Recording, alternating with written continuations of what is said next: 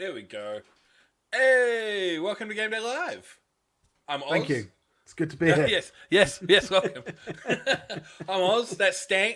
No, it's not. No, it's not. It's not. The boss is back in the chair. Oh, don't call me that. Don't call me that. Makes me feel sick. Sorry. Should I refer to you by your official title that you've had me calling you for like 8 years, which is Top Boy? Top boy. No, you can't call me that either. That's to do with like being a teammate. Oh, okay. Not to do with. Are we not part of a sport tank team though? Yeah, I meant more as like from a playing perspective. Like this is just okay. I don't know. This doesn't feel like anything. You're telling me. Yeah. No, welcome to Gameday this. Live. I know, Craig. We've actually got a special guest Hey, today. hello, Craig. We got a special guest today. This is Steve. Now, most of you guys don't know Steve in person. You only know him as the mouth behind the social media accounts. So if you're I'm a lot shorter in person than you probably think I am. No, most people think you're about 5'2", so they're probably. Oh, well, I'm a lot taller in person than most people think. You look very small on camera.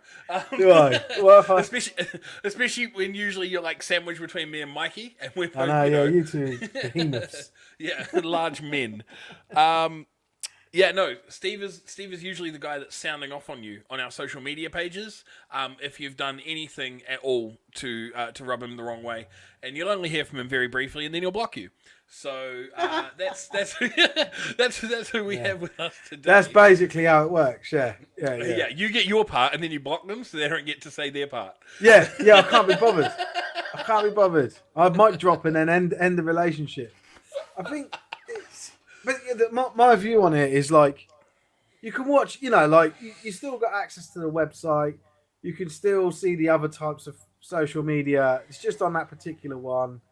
You've been a dick, and unfortunately, I don't have I'm not that involved in it where I'll take notes and say, oh, this person said this and that's why they're blocked. I'm going to give them a 3-month ban or a 2-week. I just think once you're gone, and fuck off. I was going to say, no. That's a half truth. You definitely keep track of what they did for you to ban them, but you just don't keep track of how.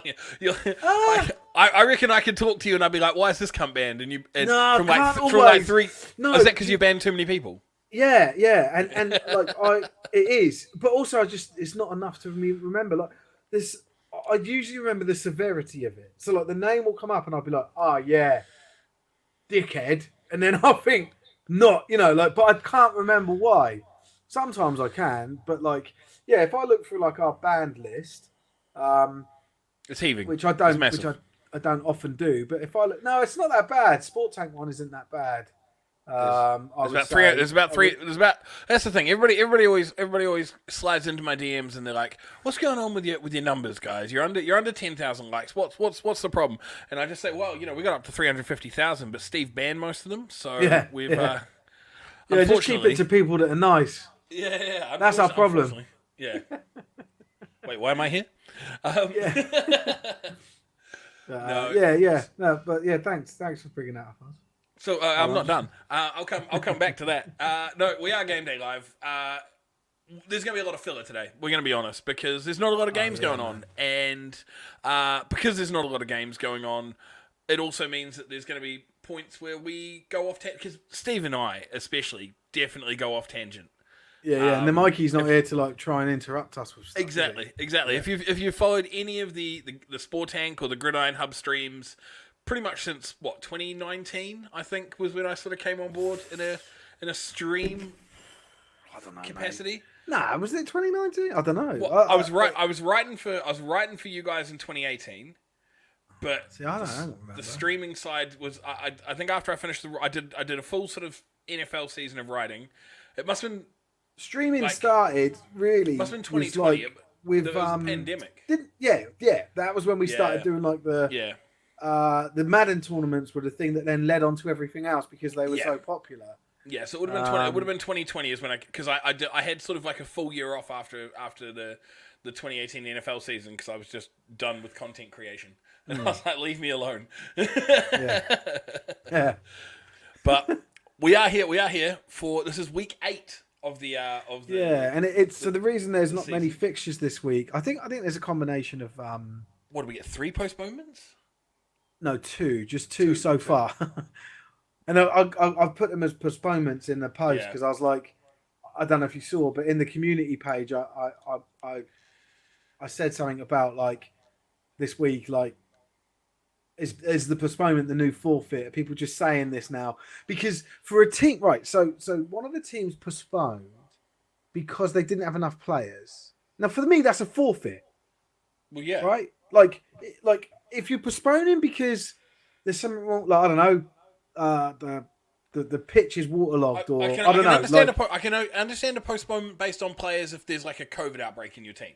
Yeah. But if you literally just injuries and I don't have enough players, and it fucking kills me that they keep saying player safety. It's not for the safety of your players. You just ain't got enough fucking players.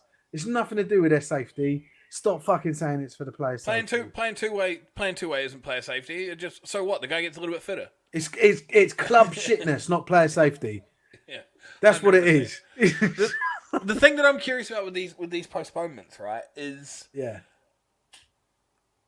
some of the ones that I think we've had at least 1 or 2 that have been postponed due to lack of refs. Is that right? Yeah. So that is a postponement, and I'm cool with that. That's a postponement. Are we expecting more refs? Where are we pulling these fucking refs from? No, well, this is the issue. So, well, there's a couple of issues. So another thing that is preventing more games being played today is that it's a GB weekend. So the GB squad are all meeting up. I'm fairly sure they tried to make some sort of event out of it. Blue versus white. Come on down and watch it. Free entry. I remember seeing that a couple of times. I remember when. But basically, this should lead to the final selection of the GB squad, from what I can tell. I would message Jason Scott, but he doesn't like me since he decided to attack players. I'll message him. I think he still answers my calls. He probably does. We talked about this when we had him on. And I asked him if there was going to be a possibles versus probables style game, like a blue v white. And that's cool. Like I don't like. I can't fault anything about the GB setup. I don't think. Maybe there is some stuff there, but like from what I know, from what Jason's done with it, the amount of tryouts and I mean, he's been able to set up 3 weekends during the regular season where they all get together and do something, whether that's this game or tryouts or whatever else he's got planned. That's never happened before. So to convince that national governing body to do that is fantastic. The problem isn't that. The problem isn't that there's GB weekends. The problem is that there's not many other weekends to pick from.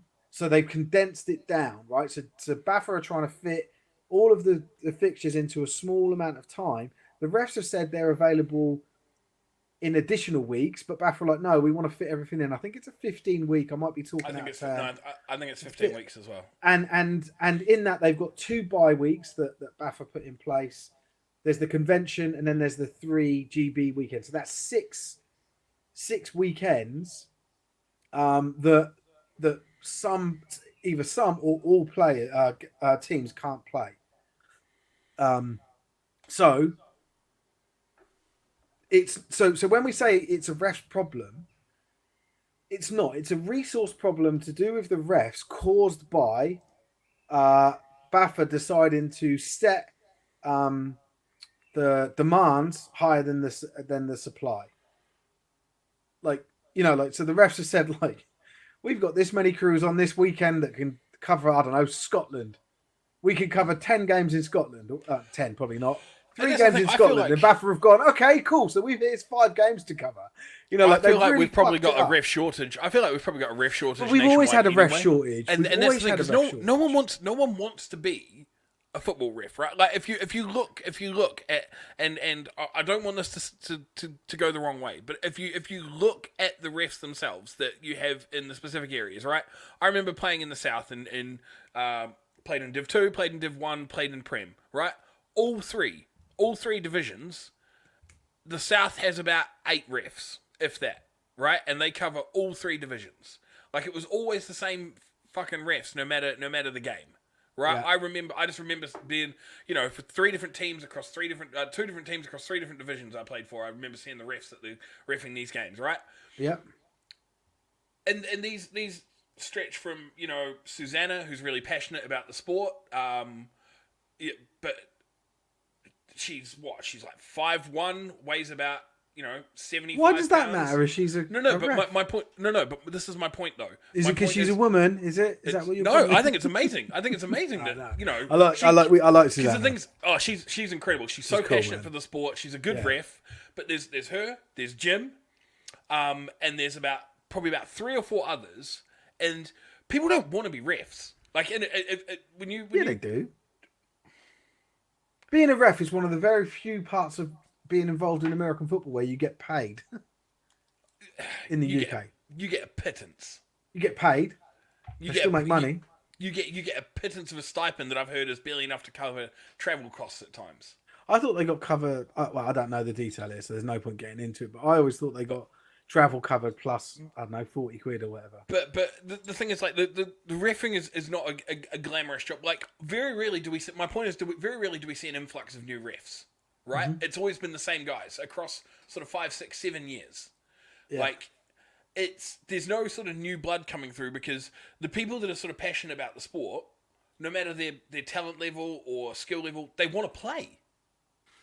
Yep. Like, that's where the passion comes from. So it's the hard part is how do we get more refs when reffing isn't it's not a glamorous job. Like, it's thankless in a way. I mean, it is thankless, I think. Yeah, because we are fuckwits on the sideline. Like, and when I say we, I mean britball.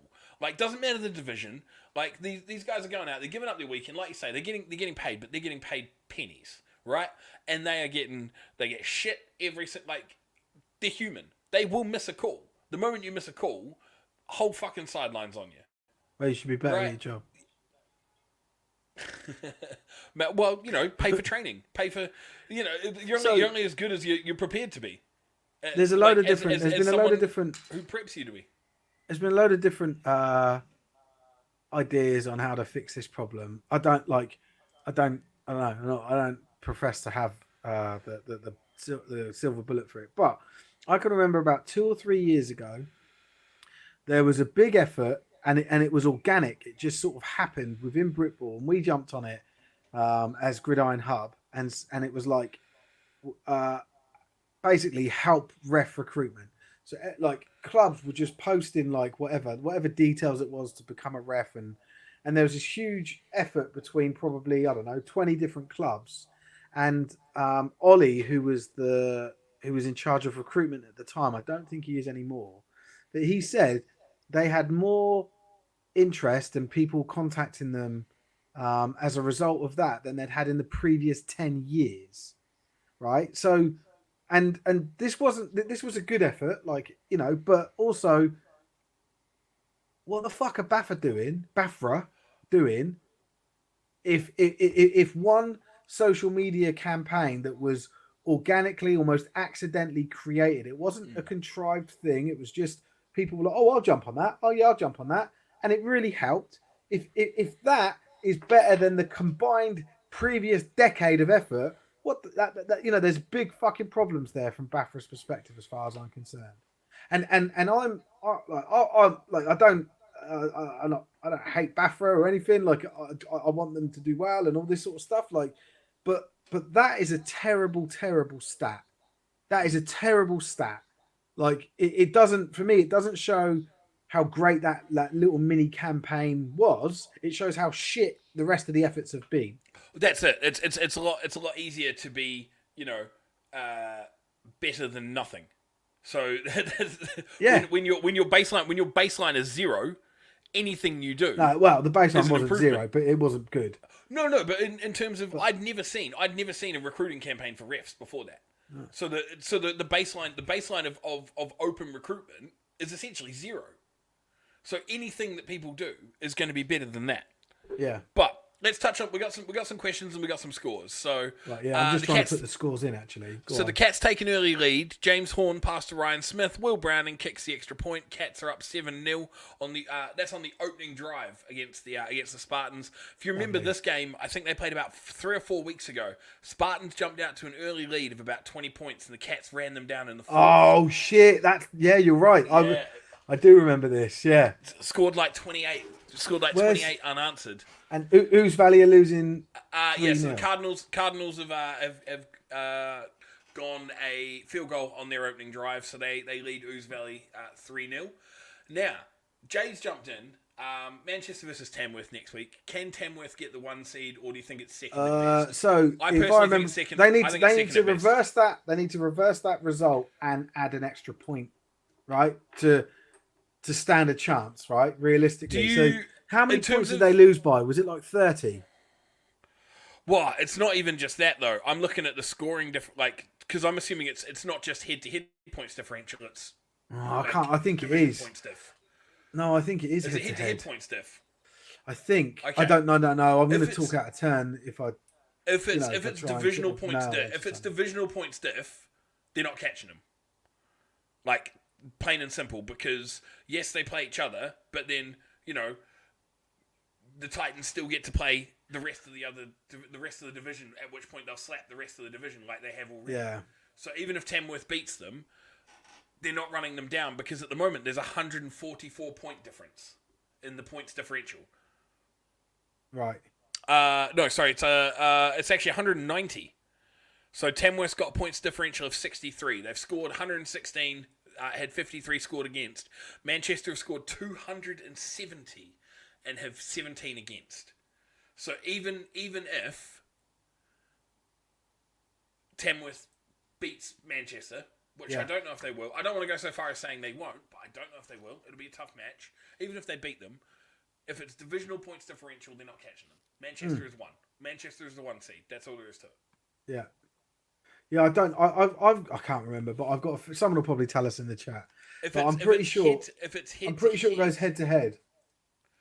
If it's head to head points diff, then I will just have a quick look. So Manchester beat Tamworth by 22 points last time. So if it's head to head points diff, Tamworth needs to win by 23, which I don't think they will do. Right. So I'm calling it. Manchester still. I've seen Anthony's post. I'm just going to pop that up for a very quick second. But I'm still calling it. Manchester 1 seed, Tamworth 2 seed. Cool. So Anthony's just let us know that. Yeah. So I'm going to get that up on screen, right? Because let me just tell. I want to give you my sort of analysis of this, because then this is probably some.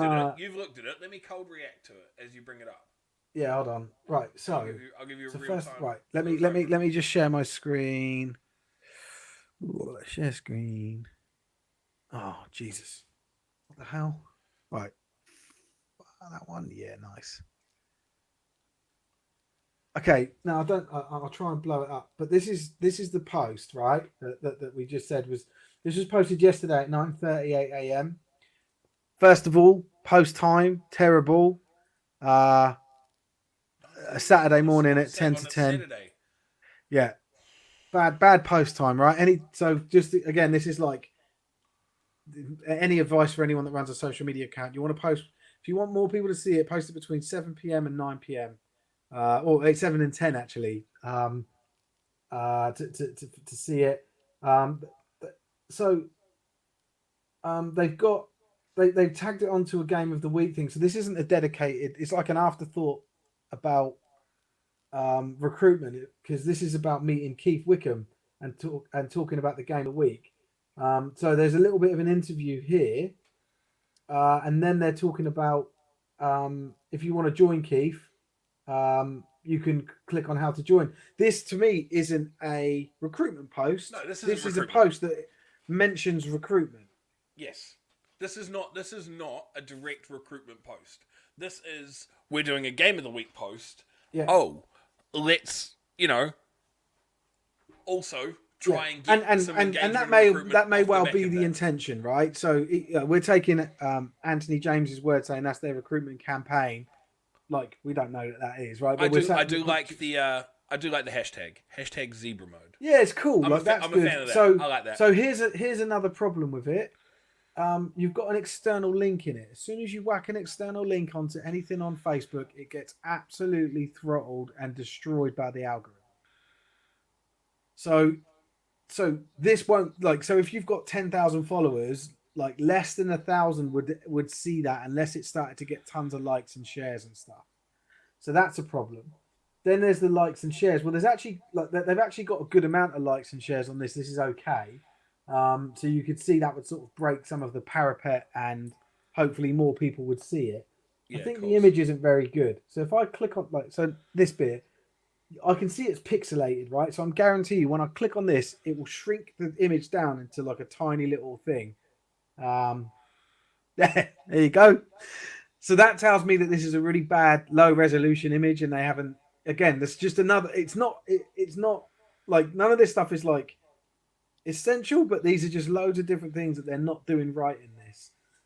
The other thing I would say is if and this goes for teams that because I get constantly people sending us stuff saying, "Oh, we're looking for a coach. We're looking for players. Can you share this on Sport Tank on the stories on Instagram or whatever?" Yeah, and we do it, but at the same time, it's bad strategy. Like Sport Tank's reach is the whole of the UK, and then people we do have a certain number of people outside internationally that look at our content, but we're about 96% UK, right? Well, if you're looking for a coach for a particular club, you're better off promoting it, spending like a £2 a day budget for it to be boosted and shown within a certain postcode or a few postcode areas to get that saturation of views in that targeted area than you are just saying, "Oh, Sport Tank posted it, so it should be fine." So like these are some of the problems with this. So this obviously this is a bit different because it is national, but because they've got that external link, they should also have paid to boost this so that it's more likely to get seen by more people. So there you go. That's my take on it. Social media extraordinaire Steve Price.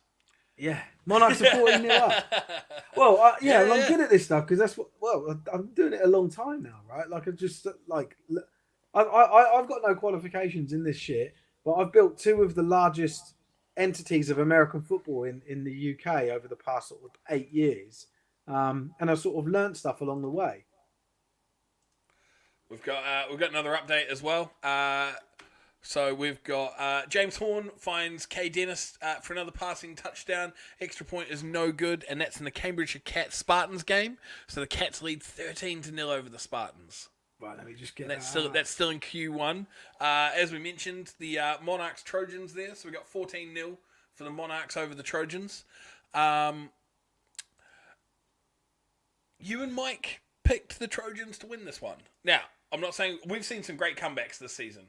What's that? Is it 14-0? Did you say? Sorry, I'm just putting that 14-0 to the Monarchs over the Trojans. Yeah. So I'm not saying they can't come back, but it's looking a little bit grim. I don't think they will. I mean, 14-0 that early, their heads will drop. Especially they're on a 12-game losing streak. It's the Monarchs, isn't it, over the Trojans? I've just Monarchs done over the Trojans, wrong. Not the other way around.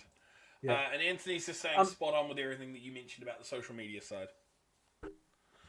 Oh, thanks, Anthony. Yeah, and look, I'm not saying this stuff to criticise people. I'm just saying, like, these are some tips. These are the things I can see wrong. It's good that these posts are going out. They got some great stats on that, shares and likes and stuff. But at the same time, is that if that's your if indeed Anthony's right and that is their recruitment approach, the whole point about marketing is you need to focus on the end goal. So what does a ref get by being a ref? What's in it for them? And that's the stuff you post about. Not we need someone, so you need to join us. And that's what the big thing. And the same thing for players. The amount of times a year I see that we need you. With Uncle Sam pointing at the screen to join us. You're like, okay, I don't give a fuck, mate. But if all of a sudden it was, do you want to get healthy and have a good laugh with some lads while playing a really violent sport? Oh, you need to flip the targeting strategy. Stop making it I need you as opposed to you want to do this. Yeah, I can help you have some fun. I can help you run into someone at full speed and it'll be okay. You give concussions out on a weekly basis. Yeah. Do you know what I mean? Like there has to be different ways of there are different ways of focusing on it. They focus on the thing that they need to do. I need you. Well, no one cares about that. You need to focus on what's in it for the end person, and it's no different with this refs thing. So what do the refs get out of it? And maybe it's a conversation that we need to have with some the whoever's doing this market need to have with the refs. Why are you a ref? What's so good about it, right? And instead of putting that into an interview, put it into a piece of content that says, I don't know, whatever. You get magical powers, or beer tastes so much better. Whatever the fucking thing is, and then that's the thing that you lead with, and then you find 5 or 6 other things, and you do 5 or 6 other posts. Are you finding yourself discontent since your wife left and you no longer have anybody to boss around? Midlife crisis? Be a ref. Come down to the park on a Sunday. Boss 102 men around as they do the wrong thing. Yeah, but that's the thing. It's like I don't care about your problems, so don't share them with me. But if you can tell me something that I can do that's going to be good, and you articulate what that is, and it's very easy for me to connect those two things. Obviously, beer tasting better is very unlikely, but you get what I mean, right? Like, I don't know, man. Sometimes the taste of satisfaction just of a job well done. You know, like, I don't know, there's so many things about being a ref, and it can be minutiae. It doesn't have to be like a big thing. It could be the coin toss, you know, like always wanted to be the dude tossing the coin, whatever, right? I don't think just got out of jail, sick of tossing salads, come toss a coin. Yeah. But like, do you know what I mean? That for me is real marketing strategy and real marketing relevance and content, and that's what's missing. Too often people are sat there thinking about, and it goes for most content I see on britball. We're thinking about the thing that we want them, the action we want them to take, and like the call to action that we want them to do. It feels a little bit like not what's in it for them, and what motive should they have in doing that thing.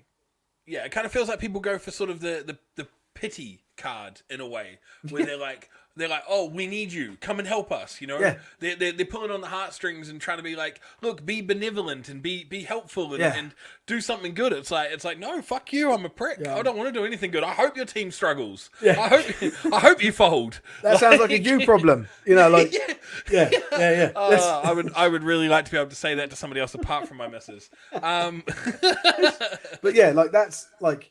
And I don't, like, again, I want to sort of iterate that I don't say this as a way of knocking the efforts that people are making, because there's probably more britball content out there than I've ever seen on social media, and I love it. I love looking through stuff. Honestly, going through Insta, like the Instagram's brilliant. The uni teams are they're in their off season and they are just content. There we go, Mike. Some people officiate because they love football. Exactly. That's it. But that needs to be something that's built. Why not leverage that, right? Exactly. Do you love football, but you don't want to stand on the sideline? Do you love football, but you also dodgy knee? Do you love football, but you're also slightly narcissistic and want to exert control over other people? Like, want to dress like a barcode? Are you sick and tired of feeling dissatisfied every time the wrong call is made? Yeah. Make the right call. Like leverage it, you know? Yeah. But yeah, so that's and like I say, I don't say this as someone that's just trying to criticize one piece of content or anyone's efforts, because I think people have got their heart in the right place at the moment. There's a lot of really good stuff, and a lot of regular stuff. Like if I look at like the Nottingham Raiders, the DC Presidents.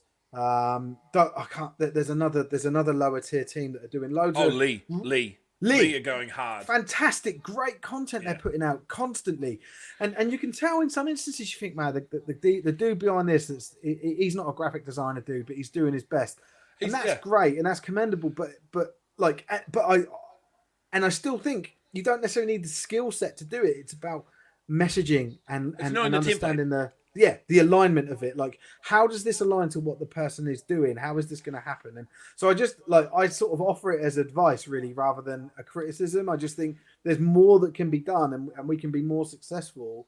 And that's in most, I suppose we're mostly talking about recruitment here, you know, recruitment of players, recruitment of coaches, refs, etc. If we adopt a wider marketing strategy of focusing the content on the end user and what's in it for them, rather than Oh what yeah, we're trying to definitely. achieve as an organisation.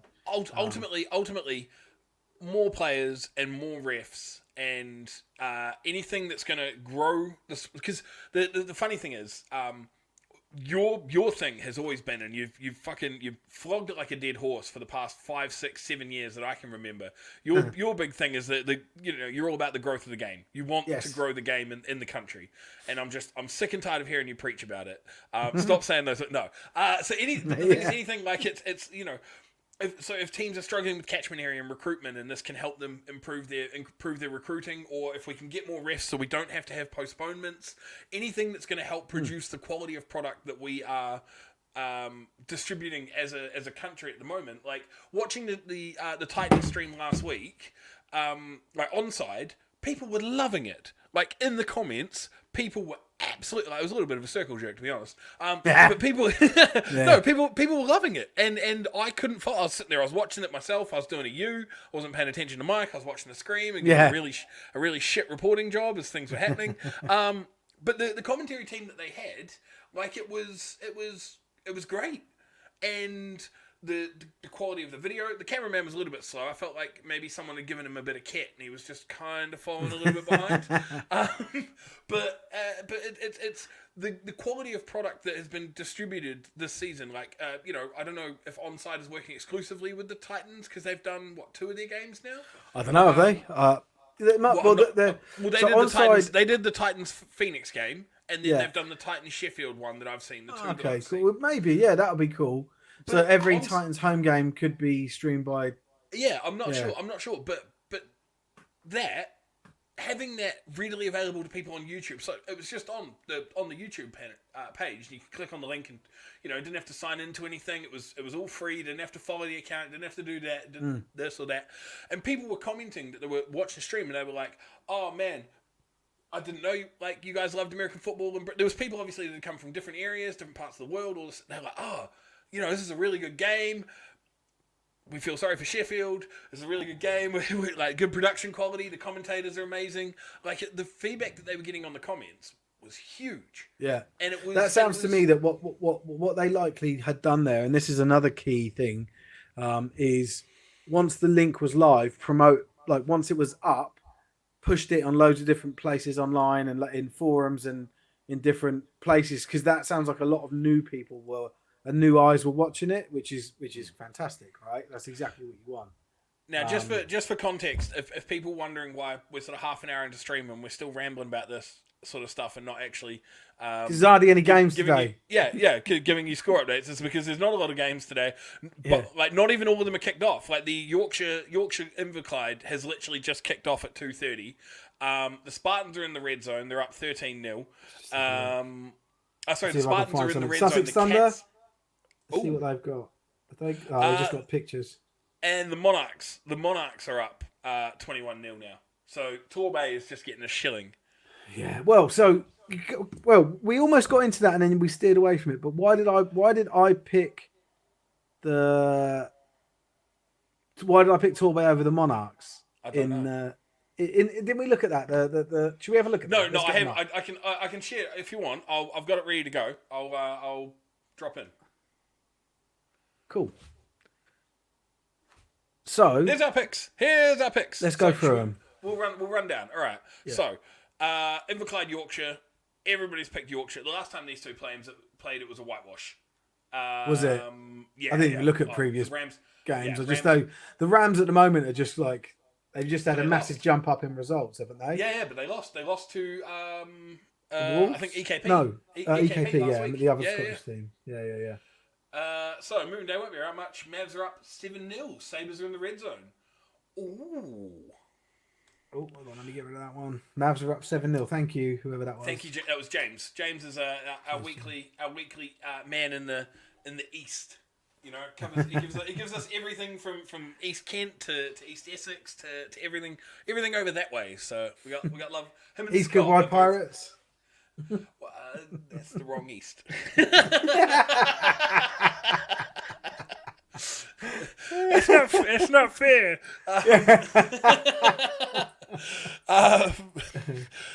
Right. So, everybody's picked Yorkshire for a Ooh. Yeah, I think that was expected, wasn't it? Yeah. Stampede to beat I thought it was going to Source? be more. I thought it was going to be more, to be honest, by early Q2. Not many scores to report on. There isn't. It's quite small today, James. So there's going to be a What lot was of that? filler. Was that 7-0 for Hereford? Sorry, mate. 8-0. 8-0 for 8-0, Hereford. okay. Yeah. So the East Kent is up 7-0 over East Essex. Yeah. Yeah. So we had a whitewash there of the Rams versus the Goliaths. Moving down to the Presidents versus the Steam. The Presidents, Tebs. I feel like you need to defend yourself on this one, mate. Well, so I don't think he's watching, but I know he was here. He was here earlier on, but he said something to me. Yeah, he's just trying to moan. He said something to me about he's just not. He just doesn't have his eye on the ball on the senior on contact adult. He's been dealing with all the women stuff. Jeff wants to make sure that we're consistently reminding people that Cornwall are winning today. Yeah, good on him. Yeah. I like Jeff. He's a lovely guy, and good. You know, good. Like I know. Well, we'll get to the tour baby. We'll get to that one soon. We'll get to that one soon. So yeah, so Tebs' one's like. He messaged me specifically about this one. He went, "Oh fuck, I was the only one to pick the Presidents. I just don't know what's going on in senior ball." And I was like, "All right, mate. It's like it's all good." What's going on in senior ball is the Presidents are getting thumped. Yeah. Hatch, Nottingley. Yeah, I don't know. I don't know. So when people, because I curate, for the people who don't know, I curate this post. I pull it all together. I'm trying to pass it off to Hatch next week, actually, but because it takes fucking ages to get everyone to pull it all together and then put Especially all the icons when I don't reply for about 4 days. Yeah, well, this week it was 3 people that didn't reply, but it's all good. We got it. Just me. Yeah. So when people send me their picks, I don't go, oh, that's an interesting one. I just think, yeah, cheers, I got it, and I need to just put it in, and we'll talk about it on the show. It's a little bit different because generally it's me, you, and Mikey are in the chat together, and we you know, like I remember again, we're going to touch on this, but I remember when I put Cornwall down, it raised an eyebrow, and then, which is ironic, and then moving down, so Hatch has picked Nottingley. I think they could, you know, they started the season strong. I think they started 2-0, and then we picked them to beat the Steam, and then like 3 players from the Steam took personal exception to that, and posted. And this is funny, why, isn't it? Yeah. So this is why great, like voodoo dolls about us and like. Oh, mate. And all that. Yeah, they got it wrong though. They got Rag and Bone Man for mine. It doesn't work. Sorry, my boys are at the door, knocking the door. Hello, wee fellas. There we go, Russ. Hey, hello, Russ. Hello, Russ. No, so it's quite amusing that we thought the Raiders were going to beat the Steam because the Raiders were hot. Like that was why I picked the Raiders, because the Raiders had won 2 on the trot. They'd won them convincingly. I hadn't really been paying attention to the Steam's results, so I was like, you know what? I think the Raiders can beat them. And then the Steam got all up in arms. We had a couple of people popping in to like resharing our posts and everything, calling us clowns, calling us this, guys, leave your egos at the door. Like, literally, how fragile are these grown-ass men that for us to literally just say, you know what, I think this team might win, to you guys to take personal offence to it. Yeah, I know, right? It's crazy. Like, and the thing is, this has been going on for years. We have just replaced double coverage. Do you remember when double coverage used to do their power rankings? Yeah, and people so I would can take remember it as fucking gospel. Yeah, I can remember being told that coaches would print out the power rankings and put them up in the changing rooms and be like, look at what double coverage has said about us. You're like, what is that? That's your coaching strategy, is it? Guys. Like, fuck. But I think I think coaches do this on purpose. I think coaches look for a reason to create shit, and then they'll go like, so let's say, for example, I'm going to say it right now. Trojans are getting smashed by the Monarchs, and both Mikey and I picked the Trojans, right? I guarantee you there will be posts on social media saying how fucking stupid we are and that they really stuck it to us and shit. And I think part of that is down to, well, one, the toxicity of a team, but 2, the fact that there are people, coaches, and sometimes players that will look at this and just find any reason to try and motivate the players to win and annoy them, like create like an us against them, scenario when, you know what, I could actually just fucking not do this anymore and we could still run Sport Tank. Do you know what I mean? Like, we're just doing it because it's cool to put it together. Yeah, the thing. Like, this isn't our bread and butter. We don't give a fuck about. We're not analysts. We are not analysts. We're not. I'm going to go and answer my door. My kids are doing my nut. Okay. I'm going to rant while you go answer your door. I got this covered. Guys, we're not professional fucking britball analysts. There's no such thing, right? We're not sitting here. We're not poring over game stats. We're not looking over, average depth of target for the receivers and yards per route run for like things that people use for like fantasy football. All the advanced stats that you use for it. Your yards per carry on your running backs and what's your run pass percentage and how is your defense performing on first hit. Like, we don't give a fuck about that, right?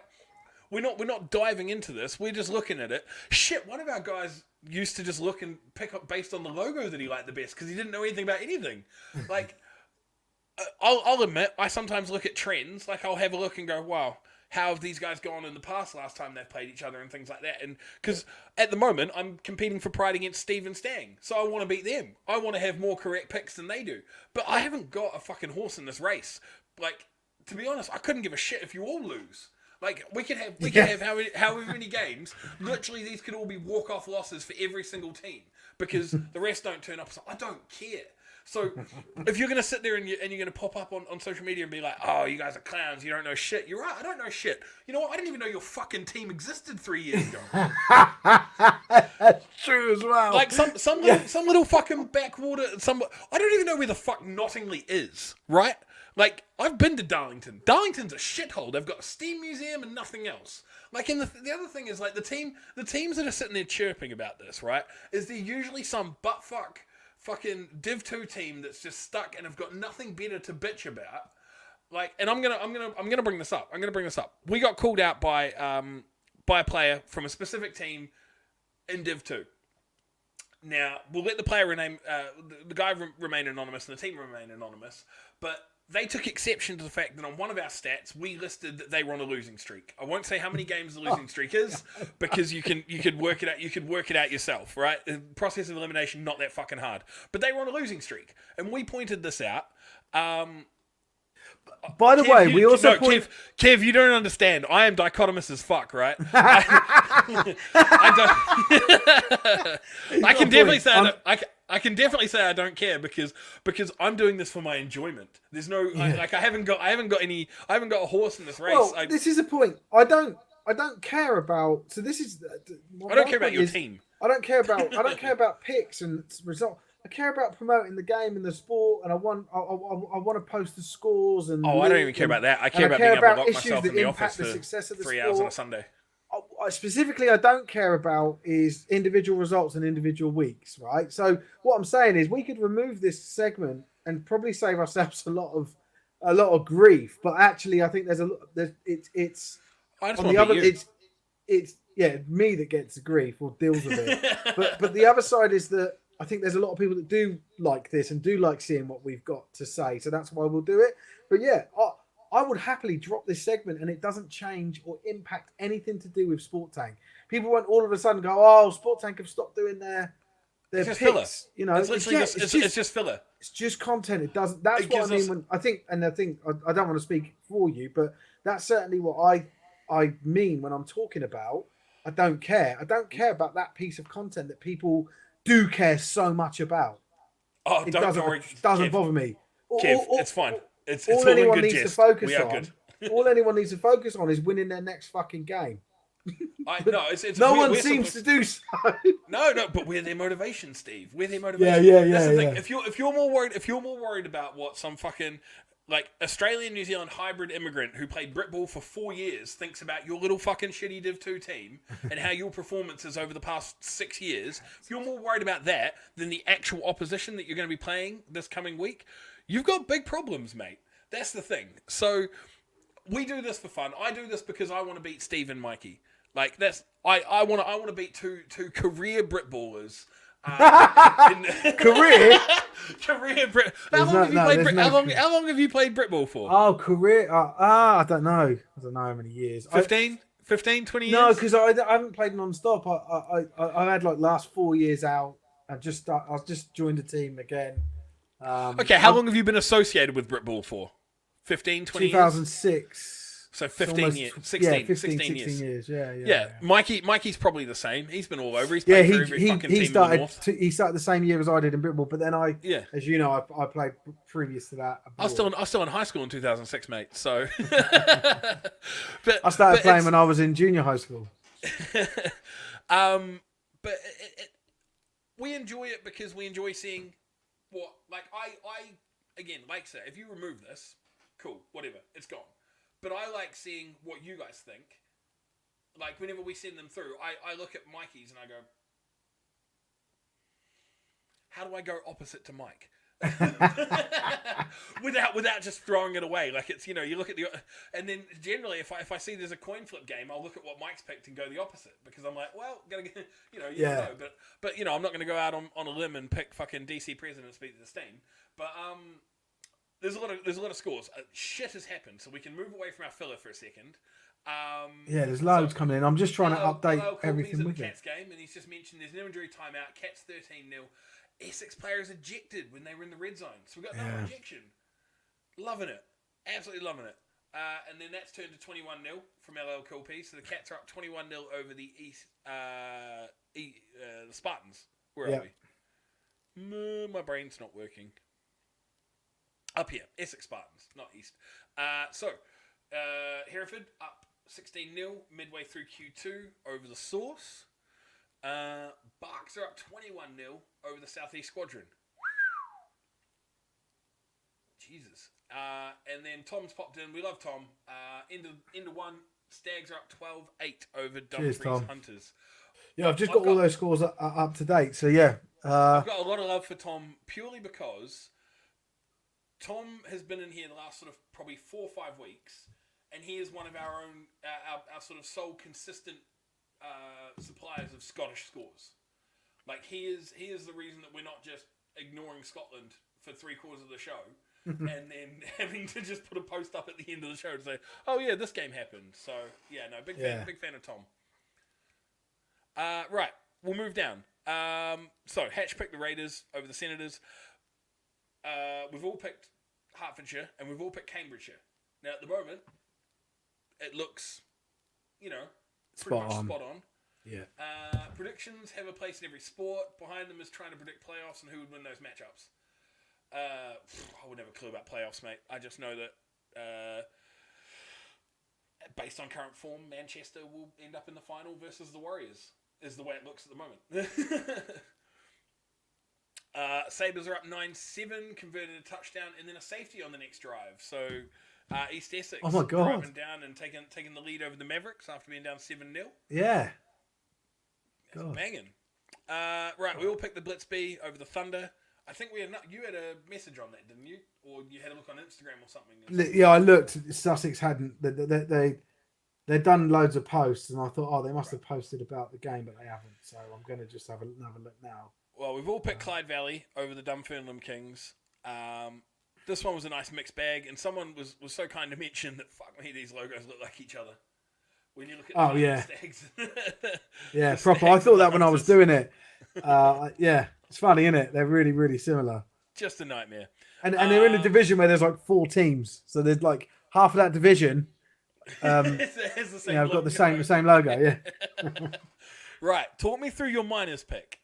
So, my miners pick was based on the fact that the last time these two teams played was the first time the Miners had ever really put in a performance where they actually went ahead. Like it was the last drive of the game that the Surge equalised this, equalised in the game, and it ended up like 24 all. So, the thing is, I'm friends with John Wise on Facebook, and I've seen that he's been posting himself in a Surge kit. So I think he's come out of retirement again to save the Surge. And I don't. They are in free fall this season. Yeah, well, I don't fancy the Miners' chances too much against John Wise. He's an unreal talent.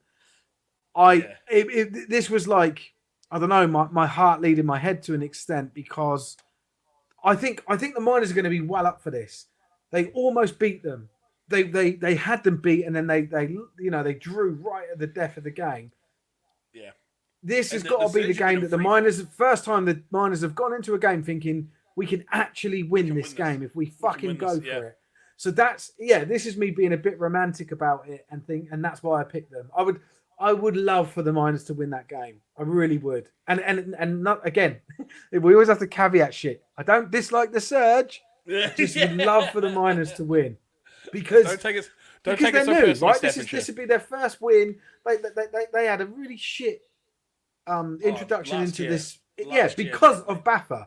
That wasn't their fault. That was Baffa's fault. But they come through it. They put out some really good content. They were in there with, like, Manchester. They were in there with Lancs. They got stitched up, and they shouldn't. They should have been an associate year for them, and they didn't have one. And they found themselves in a tough situation that they're clawing themselves out of. Like I've said before, they've raised money.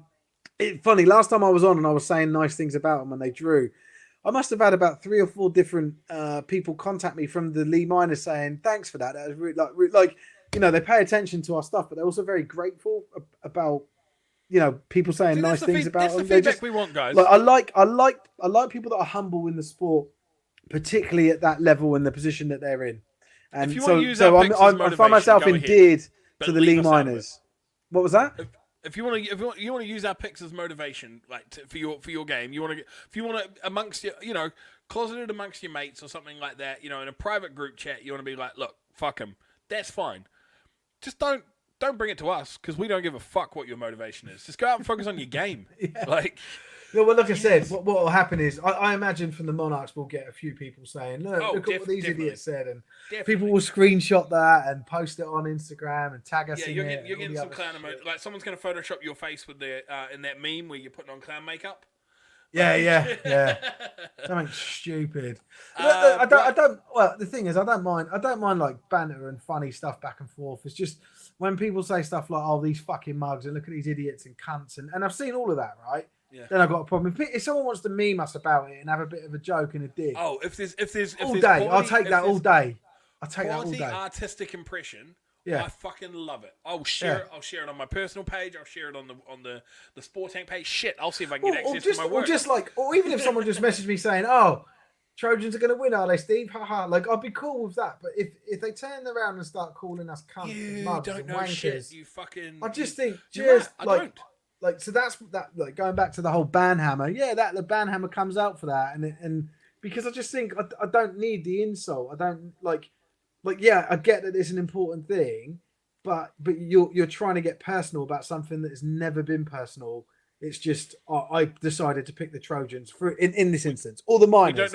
We don't know any for 90% of these teams. We don't know any of you. We don't know your players. We don't know who you are. Like, we have no fucking idea who you. It's not personal at all. Like, you could literally help old people across the street, or you could watch your neighbor through the curtains while she changes. I don't know. Like, there's two sides to that scale. But the fact of the matter is, it's just based on, how I'm feeling at the time, whether I want to vote for you or the team you're versing. So piss off. So, having played both the Monarchs and Trojans twice this year, Torbay winning the Pasty Bowl would be a big surprise for me. That's Aaron. Aaron's with the Apache, I think. Is he with the Apache, is he? Right. I think so. Right, making our way downtown, and then the rest of the song was like walking fast, things past, and I'm homebound. So we got Donnie and the Skunts. Am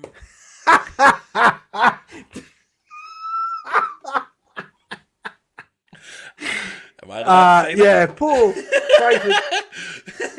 It was close. Pray for Donnie as always. Hashtag pray for Donnie as for always. See, that's a team. That's a team that has no ego and understands banter and joins in and stuff. Oh, mate. The Donnie guys are quality. We've give them digs for like 2 years and they love it. They get stuck in, don't they? Like it's quite great sense of humor. I saw something on. It was on. I think it was like on BBC or some shit like that. I think I was scrolling Facebook and I saw it. And apparently, Doncaster is the most undesirable place to live in the UK. Was it? Yeah, it was what I saw. That like, and I couldn't believe it. I thought I mean I get it. Like, there's large parts of Yorkshire that are really undesirable, but I've lived in Bradford, so I was like, Yeah. And I would have thought like the Hull sort of region, like Grimsby and all that over that way. Like, Yeah, I've heard Grimsby's terrible. I've not been to many places up north, so I don't yeah, know loads. well, just there's a lot of places in Yorkshire that are just shithouse. I'll be honest with you, Right. Steve. But yeah, Donny was the most undesirable place to live, as voted by like 6,000 people or some shit. Which Pray I for figured Donny. was I figured that was Donny. I figured that was the people that lived there all Yeah. voted. They just wanted to be top of something. Yeah, exactly. So moving through, so we got the Source versus the Stampede. SJ going out on a limb here, and it's not looking good for him so far. I don't know what. So so Trojans Monarchs. Why did I pick the Trojans? Form was been woeful. No, because the Monarchs last year were quite an interesting team to follow. They had their new kit. They were We good. had some good results, and definitely. I like the Monarchs. I think I also like the Monarchs based on the fact that they got when they were previously the Cornish Sharks, they got absolutely dicked over by their previous owner. Who took their IP, wouldn't give up the Facebook account, all that, so they had to change their name. Like just a classic, Britball wanker story, shithouse, not wanker, shithouse story, right? Yeah, and Britball shithousery at its finest. And the way that they dealt with that was actually commendable. They decided, to not focus on anything negative. They wouldn't be drawn in on conversations of it and all that sort of stuff. And I think they handled themselves really well. So like, really pleased to then see them go on last year to start win some games. They've pirated their logo really well as well. They've taken that's a really good GFL logo that they've got there. So big fan of that. Yeah. So I like the Monarchs. I saw Mikey pick the Trojans, and I just felt I'm going to go along with that as an upset. You thought there might be some inside info. Yeah, no, I just thought I found like every week there's an upset, right? Is Mikey the first person though to be like clean associated with the team, essentially linked to a team with the possibility of playing for them, or does play for them? Yeah, I don't know. Is he the first one to make a pick? I don't know how much I buy into it though. He might be just trying to throw everyone off. Is he you the saw first last one? week? You saw last week with the Breens, whoever the Roughnecks were playing. I think it was the Stags. Yeah, I think it was. Yeah, one of the Breens went for the Stags. I was like, "There's no way you think the Stags are going to win this," and they ended up winning it. They're winning it. They did. That's the thing. Sean picked Sean had the inside info, and he knew Chris was going to. I think he knew Chris was going to choke. So it's just.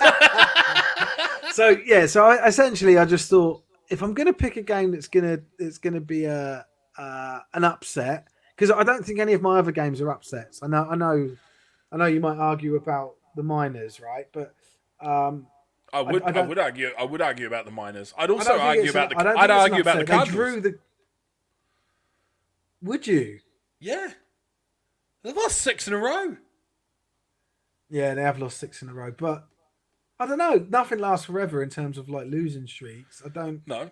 Well, I'll tell that to Maidstone. Do you remember the 5.5 year one that they had going on? What a joke of a club they were. Don't talk to me about Maidstone. No, I don't know. I think when I did my predictions, I'd seen a few. I think most people at the time when I did mine had picked OVE. I think only one had picked the Cardinals, and I thought, yeah, man, the Cardinals aren't no, shit. They're not bad. And OVE, I think OVE scraped like a 6-0 win at the beginning of the season. Yeah. And the I don't know who they played, but I remember them, like the one of their coaches who's part of the Seahawks said, "I don't know how we did that. God, I thought we were going to lose." And I just thought, like, it's that mentality. I don't think the OVE have got like a winning mentality, and I think Ipswich do. And that was where I was like, I think that's a And I know you're going to say to me, "Well, look at the score, Steve. It's only 6-3, I think, at the moment." I was going to say, aren't the Cardinals winning at the moment? I thought. No. OVE winning 6-3 the last up. Oh right, okay. But yeah, so like that was that. Like I don't see that as an underdog type thing. Hertfordshire extending the scoreline there over 22. Over the Source. Yeah. And then we got the Renegades over the Squadron. We all picked that as a whitewash, which Shit. that's looking that way according to David. 21-0 up over the Squadron already. And then everybody except Hatch picked the Sabres over the Mavericks. I think Hatch has got 2-year-old information on the Sabres. That's the only thing I can think of. The Sabres have been great this year, man. That's what I mean. They were good last year too. Yeah, they were decent. Sorry, Right. what was the Hereford one that you just said? 22-6 over the Source. Okay. Russ has just mentioned that the Cheetahs are into the start of Q2 versus the Saints. I hope the Saints Cheers, have got Russ. more players this week. Like, I mean, obviously, Why, what happened? Well, they were The QB. I heard about this. He fucked off, didn't he? Went golfing or something. Golfing. Yeah, so they were on QB4. So that's the thing, right? On the day, wasn't it? On Is this true? Is this true? This is true. Because I don't even know where I heard this. I don't know. Probably in a group chat. I saw this. I saw this on I think it was on like I don't know if it was on Gridiron Memes, but it was on something. Right. But so that we got told on the day that they were down to their 4th string QB. That was they were starting their 4th string QB. And they'd said from their official socials all through the game that they had a heavily depleted roster. That they were running a heavily depleted roster, and they were really happy with the scoreline that they'd accomplished, just even keeping it sort of under 30. Yeah. And then it came out later in the week that their QB had decided the morning of the game that he was not going to play, and he was going to fuck off for a round of golf. And it's just like... Right, so surely that guy is now out of that club. Like, it has to be. You don't come back from... QB is a leadership role, regardless if you're the captain or what. You're a leader in that team if you're a QB. You can't not be, right? Not Farnham, sorry. Portsmouth kicked their QB out last year just because he was allegedly leaking info about whether they were going to fold or not. And now he's playing for Bournemouth. Because you know how last year on stream, me and you were talking about it, that we'd talked about how we'd heard that Portsmouth were going to fold. Yeah. We didn't say you didn't because you told me. I didn't have the info. I heard it from you. You didn't say where you'd heard it from. I don't know who your source is or anything. Never asked. But it was the guy that was the quarterback that's now at Bournemouth. Oh, so it was Sam. I just made that up. Fucking hell. I don't even know. I don't know who Sam is. I've never heard that fucking name in my life. What, you've never heard the name Sam? Well, I have, but not the name Sam, the QB. Pull the other one. Well, Not his with- parents didn't. Not with the other caveats. Not with the other caveats after His it. parents Sam the didn't name QB. him Sam the QB. His I name didn't is Sam. finish the whole thing. His surname isn't the QB. I didn't say that was his name. I said they're just caveats. So Sam the QB. You said you never heard the name Sam the QB who went from Portsmouth to Bournemouth. That's not a fucking name. His parents didn't name him that. His name is Sam. Whatever. Bournemouth, Rams are winning 12-6. How about that? Yeah, there we go. And the Sabres are up 16-7 over the Mavs. I got that one. Yeah. The Saints have pulled it back, so maybe they have got more than their 4th-string QB playing this week. Yeah, nice. But that's the point that I was. Sometimes you just go Wildcat, and the other team are like, "What the fuck's this?" But that was the point that I was making. The Portsmouth ejected their QB for allegedly leaking information to, I won't say the press because we're not the fucking press, but like we are. While we do have press credentials to NFL UK, for us, for us to talk about it before the team had an official meeting or anything, and then they had a meeting later in the week and they folded. Everything that we said was going to happen happened, but he got kicked off the team for that, and now he plays for Bournemouth. How did they know that he said it to us? I don't know. No. So I don't know. They just. Did he say it to? I don't know. He didn't say it to me, and you've never heard of him. So, and I heard it from you, and I'm not going to ask who your source was because you're going to end up getting somebody else kicked off the team. Whoever it was that kicked the other guy off, that's the one that told me. The head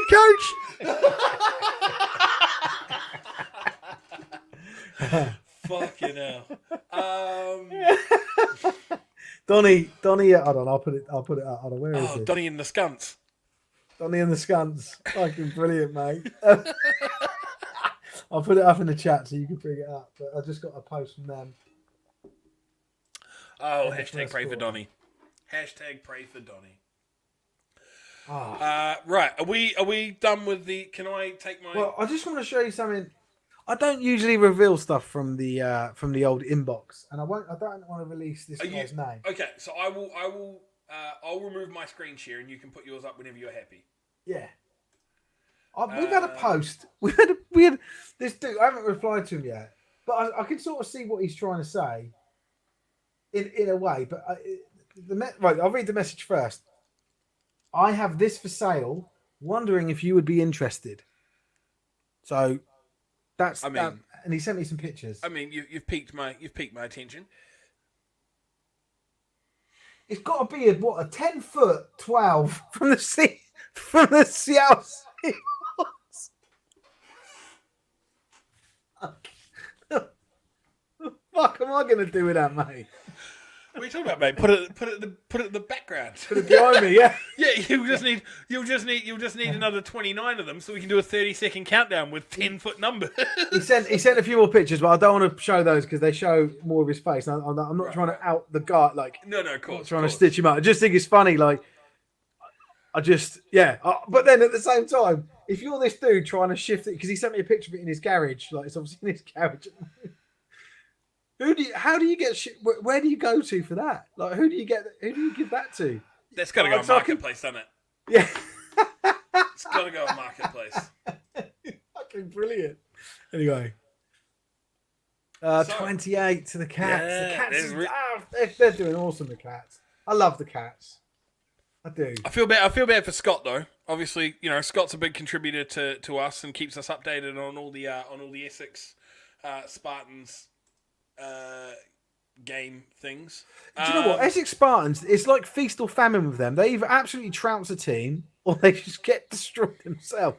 Have they had any close, like, one-score games this year? Yeah, the one against the Cats, where they were up, of course. And then they lost on the comeback. Yeah. Right. Okay. So we've got some updates, like you said. So touchdown, Ooze Valley. There's a long story about that number 12. Ollie's going to pop on later. Well, I need to go to the toilet because I'm going to piss myself. Just let right. Okay. You do that, and I'll provide some score updates. As we mentioned, Ooze Valley with the touchdown, so they take the lead 6-3 over the Cardinals. PAT no good. That's in the second quarter. We've got some updates from the Rams Inverclyde game. So touchdown Rams, great grab from Trish Sarker in the end zone. 2 PAT is no good. 6-0 Rams. And then we did show that the Cats had taken a 21-0 lead earlier on, as we mentioned here. And that was the Jimmy adds another receiver to the score sheet. Ben Bingham scores from a pass. Jimmy runs in for 2, so Cats 21. They are now 28, and we'll get to that when they give us the update of how that was scored. But the Goliaths have scored. Touchdown Goliaths. Visitors run it in, run hard, and a face mask penalty helps them out. QB keeps it and takes it in. 2 PAT is also no good. So the Rams Goliaths game was tied at 6-all. And then we've got another touchdown for the Rams. There we go, giving you all the updates now.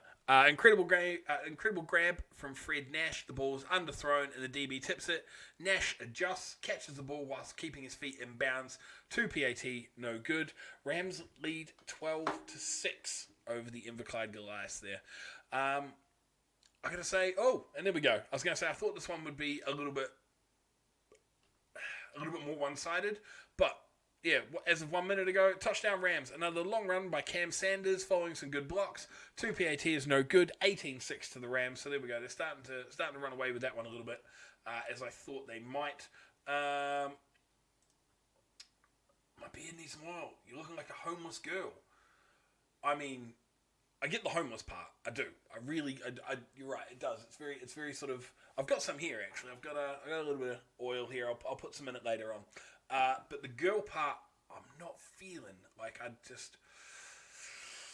think you need to readjust your view on the sexes and the genders. So Russ has just mentioned the Saints field goal. So the Saints take the lead. Russ, can you just let us know? Have they got their usual starting quarterback? Is he back from golf, or have they moved on to the second stringer? And he's piloting a nice strong offense performance here. Apart from that. still waiting. Steve's, got the blade of a racehorse, so he'll be back in 3 hours, and you're still stuck with me for a while. You're right, Matt. I do need to. Yeah, it's just a little bit all over the place at the moment. So you've got me all self-conscious now, man. I have to go get a haircut and get it all trimmed on the side and make it look nice. Here we are though with Steve. Hey. Hello. I was about to go into another segment. I had no idea where I was going to go with it. I just froze. I was like a deer in the headlights. It's all right. I've got loads of stuff to talk about. Wonderful. Right, let me just update your scores. What was that? Saints field goal. Saints have gone ahead. Yeah, Saints. And I asked Russ if he could confirm if it's the usual QB for Oxford or whether they're on the second stringer and he's piloting the offense well.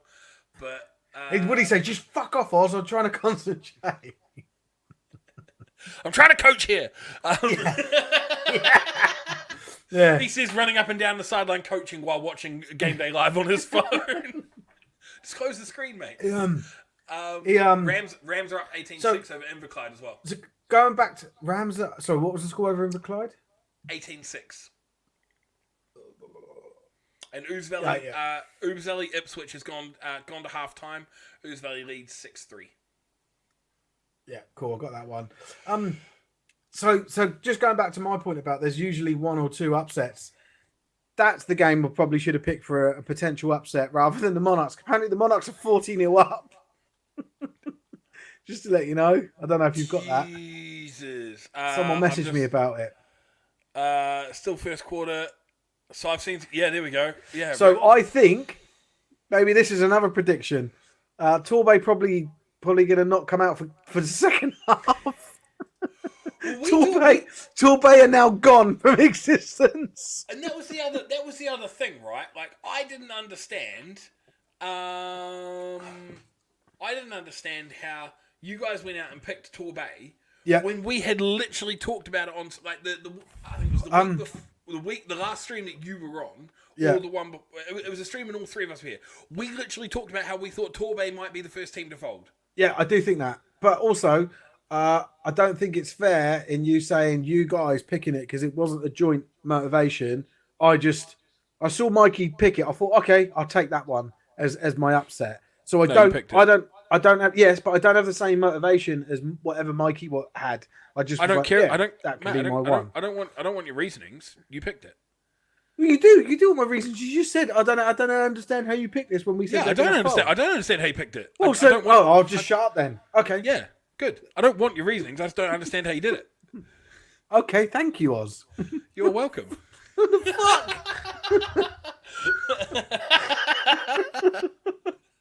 fuck? Did you miss the rant earlier on? I don't care, Steve. Sorry, yeah, I did forget. A short-term memory. I'm just gonna check. I'm just gonna check some scores on Insta because we haven't checked the Insta scores yet, or at least have we got some? I was gonna say, have we got some lady kickoffs as well?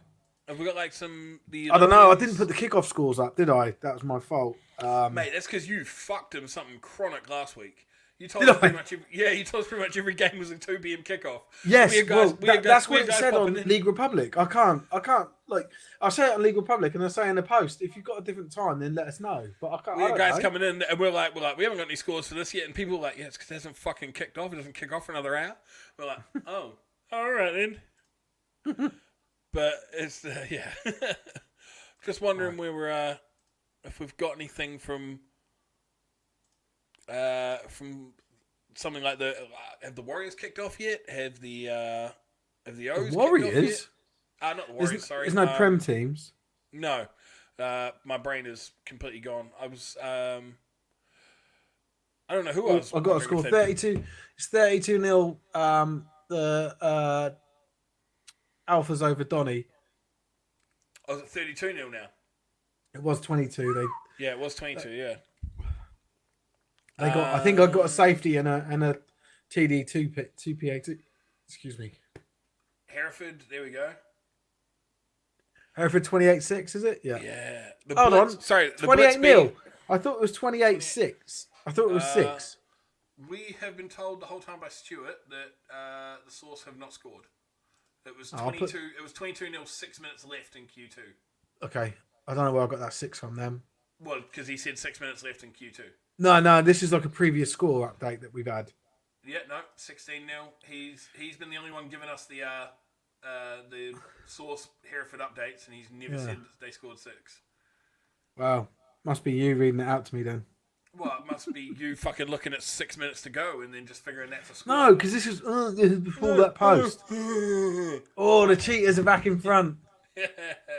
I hope that game just goes back and forth like that. That'd be quality. It would I be. don't think the cheaters would want that, but. Oh, Jesus. Stuart has mentioned definitely 0. The Source haven't had the ball enough to score 6. Well, just as a counterpoint, Stuart, Russ has just proven you don't need to have the ball to score 6 with a pick 6 for the cheaters over the Saints. So, don't throw interceptions. We've got no updates for Gateshead. Gateshead, Nottingley, and nothing for Darlington DC Presidents. Okay, let me have a look. Darlington, DC. Let's have a look. I think both of those teams are quite famous for not posting much. Although I only ever look on. I only ever really look on Instagram. Sometimes teams do post on Facebook, but there's no way of you have to type them all in. No, it's nothing there. Well, I think the last game that we had for Darlington was the game was rescheduled. Because they had a game against Gates, like they were supposed to play last week or the week before against Gateshead, and their game was postponed. Right. Just due to lack of refs, I believe, if I remember rightly. Can we not call it lack of refs? Can we call it poor planning by Baffa? Poor scheduling. Perfect. Poor Baffa scheduling. I do have Darlington DC. Darlington are 22-0 up. Poor. Who had DC on that one? Poor So touchdown Goliaths. So Inverclyde. So late hit out of bounds gives the visitors good field position. QB runs it in again to PAT no good. Rams now lead 18-12. Yeah, 18-12. Yeah. Okay. So cool. It sounds like Inverclyde's QB is using his feet. He scored 2 rushing touchdowns, but it also sounds like the Rams aren't helping themselves. Both of the touchdowns that they've scored have come off of. So the first touchdown for the Goliaths, visitors run hard and a face mask penalty helps them out. QB keeps it, takes it in. Second touchdown for the Goliaths, late hit out of bounds gives the visitors good field position. QB runs it in again. So it sounds like a little bit of poor discipline here, hurting the Rams, and making this game a lot closer than the. Do you know what? It's probably something that you'll see a massive. Like they'll shout at each other at half time and get it sorted, and then there'll be, it'll be like night and day in the second half. I reckon. You reckon? Yeah, I reckon the Rams will massively pull ahead. They just need to sort of regroup and chill things out. If that, obviously, I'm not saying if that's the case from the sounds of it. Right. Yeah, because I'm looking because these two teams haven't played yet. I just want to have a look at some of this stuff actually because we've got some head-to-head stats. Yeah, so they haven't played yet this season, but when the Rams played the Tigers in week 1, they belted them 80 points to 7. The Tigers played the Goliaths 2 weeks ago, and it was a 6-12 game. So I kind of thought the Rams might run away with it with a bit more, but I'm with you. I'm with you on that. Right, we got some head-to-head stuff. Hopefully, you guys have started seeing these posts put together lovingly by our friend LL Cool P from the Cambridgeshire Cats. There he is. He started off quite organically. He started posting stuff in our comments, and we were like, "This stuff's gold. Like, people need to know this." So, bottom line is, we've come to this point where if it's worth him posting some, getting some, he looks at all the stats, and if it's worth a post, and we'll put it up. Sometimes they've only played each other like once or twice, but. I just wanted to read through those for this week. So we've got the East Kent Mavericks and East Essex Sabres. What's the current score in that game? I believe that 17-6. 16-7. Sorry, yeah. To the Sabres. So this is interesting because they played 6 times in their history. The series is tied up 3-3. And then you can see the longest winning streak is 3-3. So the Mavericks won the first 3 meetings and the Sabres on the last 3. But it's quite a new rivalry as well. Like if you look, the first meeting's only 2017. Yeah, well, the East Essex Sabres are fairly new. True, that is. I did forget about that. So Sabres won first 2022 meeting by 2 points. Average points difference in the other games has been 29.6. So this, Jesus. yeah. I think there's some blowouts. really good stats here for this, and the game's actually living up to it. It's a one-score game. It's still early in it, but I think that one can go either way.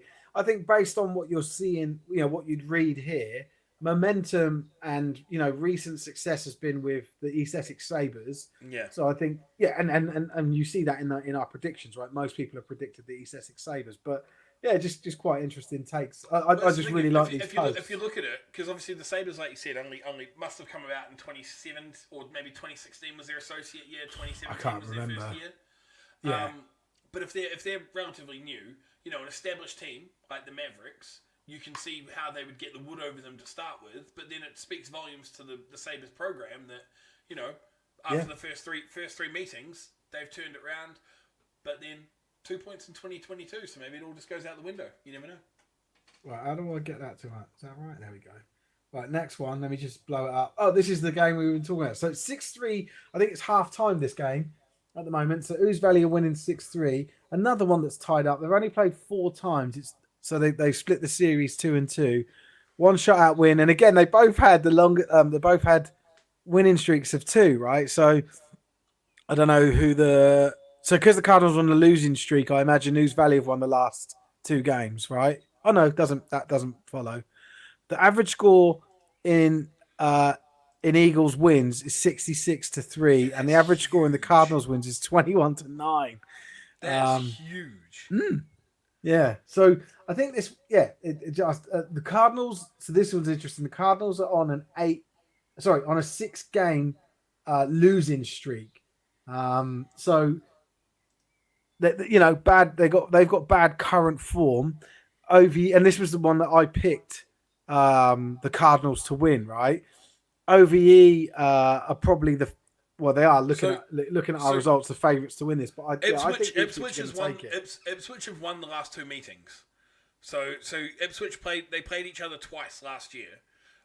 Ipswich won the first one 24-3, and they won the second one 18-14 last year.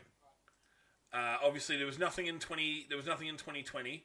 So if we go back to 2019, they're in different divisions. So we'd probably have to go back a fair while, maybe, to find when they. If you click on, it's hard. So this is something we're looking. So just to let you know, based on the work that LL Cool P's done with us, Dom is our guy that does all of our website development and everything. He and I are gonna meet with LL Cool P later this week, and we're gonna start looking at getting all of the results for every single britball discipline for the history of britball onto our website. And then once we've done that, we're going to try and see if we can get an algorithm to spit out some head-to-head stats. So like you put in one side one team and put in the other side the other team, and it just gives you like a load of obviously it may have some of this stuff that it would have bits of this stuff, but like LL Cool P adds like analytics on top of it, actually being able to read stuff and extract data. This will just be like some graphs and just some information on both teams. So I'm looking forward to that. That'll be quite a cool little thing to have. But we're doing it for every single level. So it'll be flag, it'll be, all the way from like cadet up to adult, and obviously kitted as well. So that's like a big project we're working on now.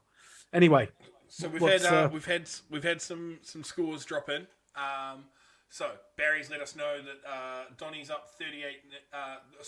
The Alphas are up 38-0 over Donnie. Donnie is not up 38-0. David's let us know we've gone to halftime here for the Renegades Southeast Squadron game. So that's the Renegades up 27-0. The Stampede are up 28-0 over the Source at halftime. Laura has let us know the Monarchs 47 before half. So that could be a full-time. Well, what do we think, guys? In the chat, if you guys are watching live and you're able to let us know, do you guys think that the Trojans are coming back out for second half? I think they'll quit. I think they won't come back out. 12-game losing streak. They're on a 12-game losing, 13 Yeah. game losing Yeah, streak. that's the game we were just talking about. Yeah. Jesus. 46. Like I said, I think I picked the Torbay to win based on the whole nothing lasts forever, but apparently it does keep going for a little bit longer. Yeah, it doesn't last forever, but the Roman Empire lasted for about 600 fucking years. So, Torbay can lose another few games. Yeah. So yeah, 8-4. The series is led here by the Monarchs. Obviously, that goes back to the Sharks days because they're the same franchise still. 4 shutouts between them. Longest winning streak was 6 games for Torbay. But so the Monarchs won the first 6. How does that even work? Well, it doesn't, does it? It doesn't. That should be round the other way. That should be round the other way. I was Definitely. Say, how the fucking... Because you can't win 6 games if you've only won the series 8-4. Yeah, you can't. I was going to say, you can't win 6 in a row when you've only won 4 games. Yeah. I'll let LL Cool P know. He'll be devastated. But yeah. Well, he is. He's going to listen to us when he gets home. Yeah. And then I think we only got a couple more of these. So Colchester Norwich. What's the current score on that one? Where are we? We're probably half time, right? We're coming up for it. Oh, we don't have a score. Okay, I need to try and find that. Big run from Rams Goliath update. Big run from Tyler Broad on the first play of the Rams drive, gets the Rams into the Goliath half, but the drive ends with a pick in the end zone. And then we've got the update.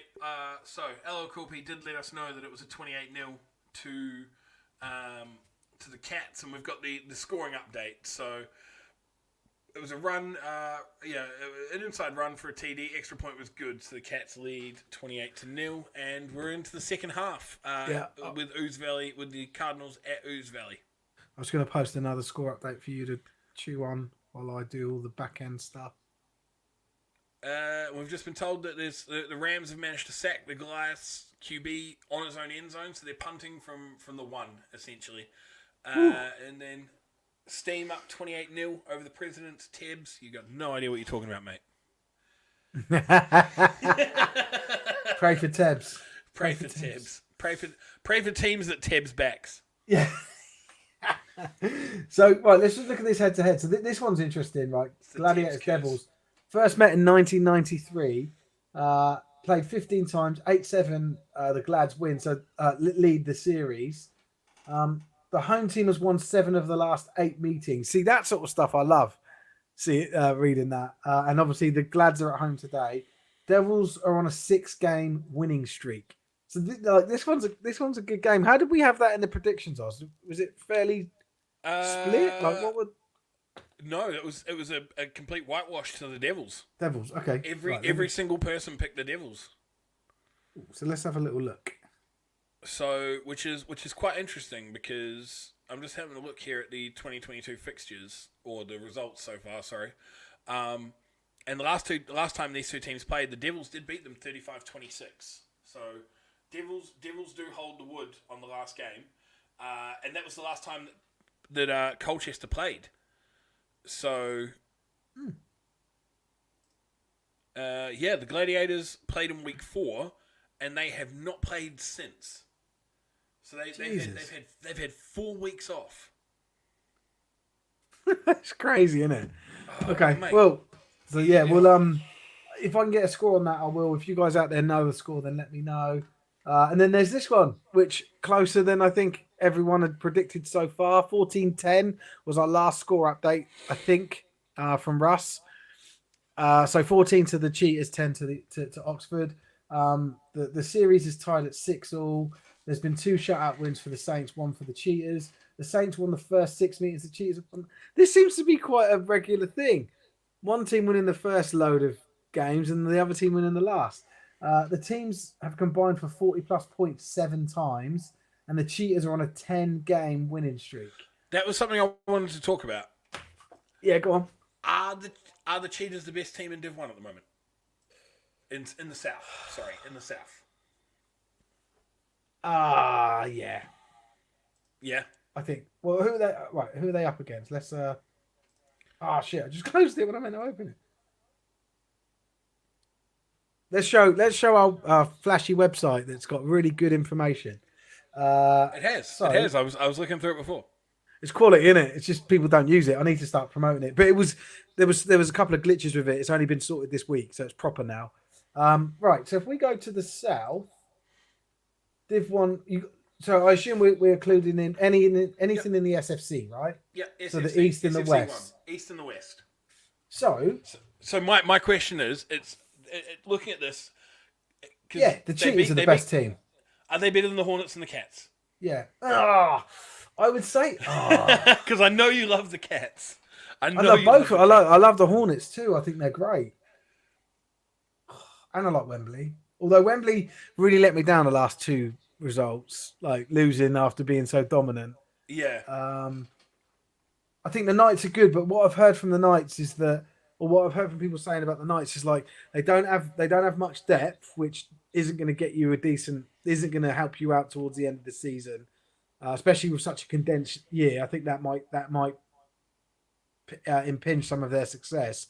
But also, I've heard they're still doing their no punt on fourth down thing, and it's got them in hot water a couple of times against different teams. So I don't think that is, and I stand to be corrected. I don't think that's a championship winning strategy in Div 1. So the no punting on fourth down thing depends on how good your fourth down conversion percentage is. It's an analytic play. Because the thing is, like, the average team converts on, I think it's on about 27% of their fourth down plays. If you're converting up close to like a 50% click, like before you start going to the consecutive no punts and shit like that. Yeah. Like that's like if you're when you are going for it on fourth and you can start getting close to sort of a 50% click, that's when you can have the discussion around whether it's worth just going for it 4 downs every single time. But there's a lot of numbers and shit that factor into it as well. But I feel like at Div 1 level football, just kick the fucking ball away. Like yeah. Right, we got a Rams touchdown. Big run from Tyler Broad. Taylor Umland takes it in on the next play. Umland connects with Broad again for the 2PAT, 26-12, and the Cheetahs score 21-10 over Oxford. Well, I need to put both of them in. Sorry, what was the 26-12? 26-12 for the Rams over the Goliaths, and 21-10 Cheetahs over Oxford. There we go. Darlington halftime 34-0 over the Presidents. 34. Yeah, 3-4. So we don't. So the teams we don't have scores for. The games don't have scores for at the moment. Gateshead, Nottingham Raiders versus Gateshead Senators. Mm-hmm. Sussex Thunder versus London Blitz B. Kings Clyde Valley. Hawks. Sorry. Yeah, Kings Blackhawks. Yeah. The Surge and the Miners.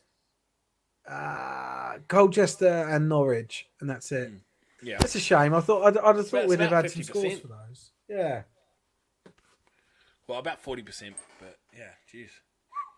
Not great, Bob. 2-minute warning in the Rams Inverclyde game.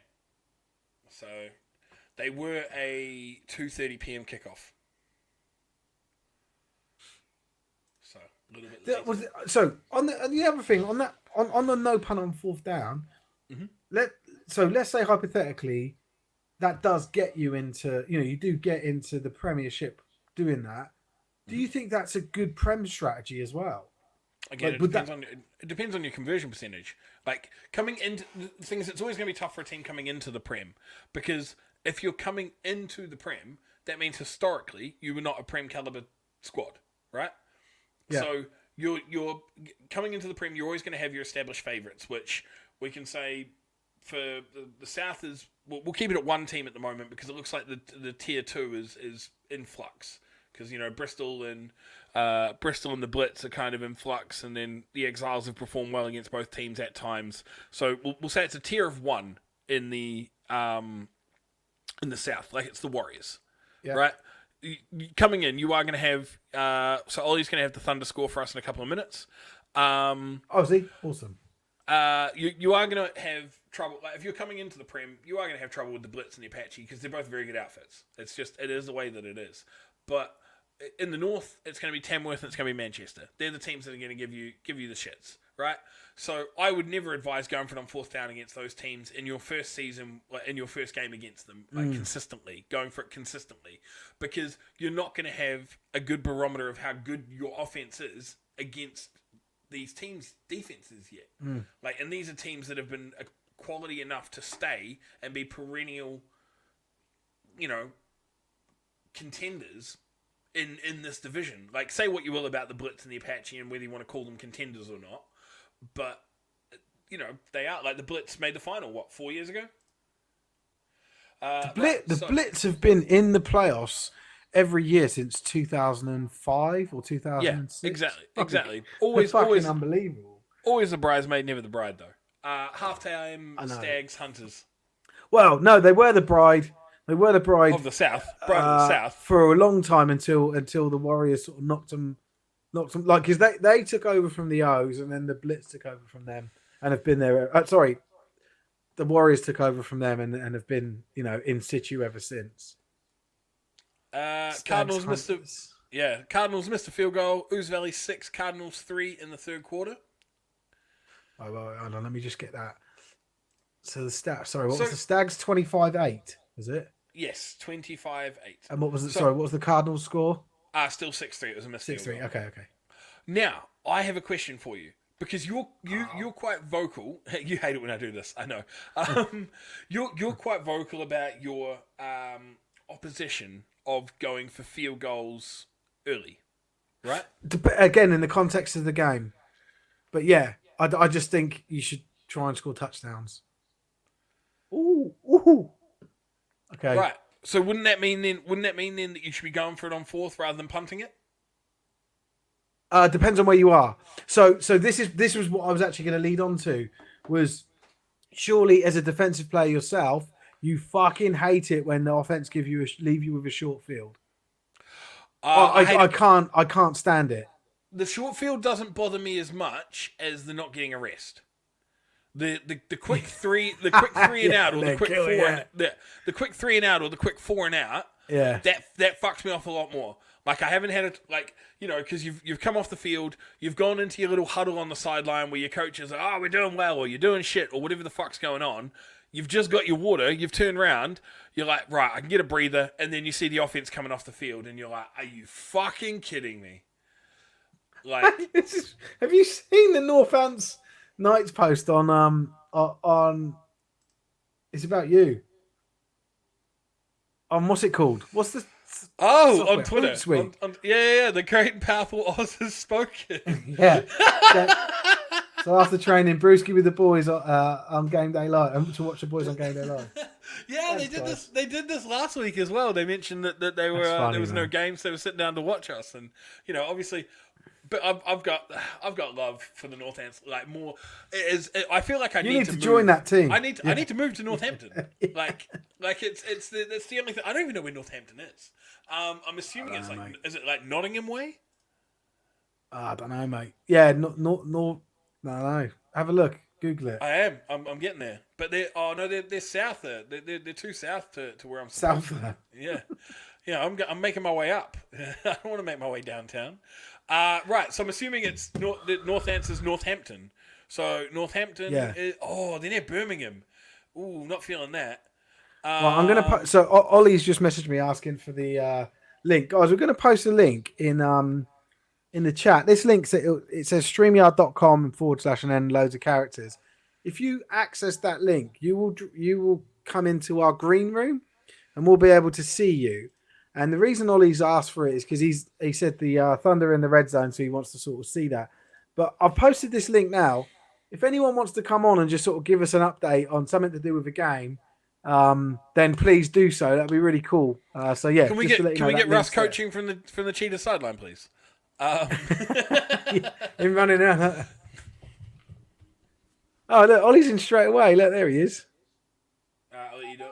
Ollie. Oh, by the way, I saw Ollie the other day. He's lost loads of weight, man. He looks awesome.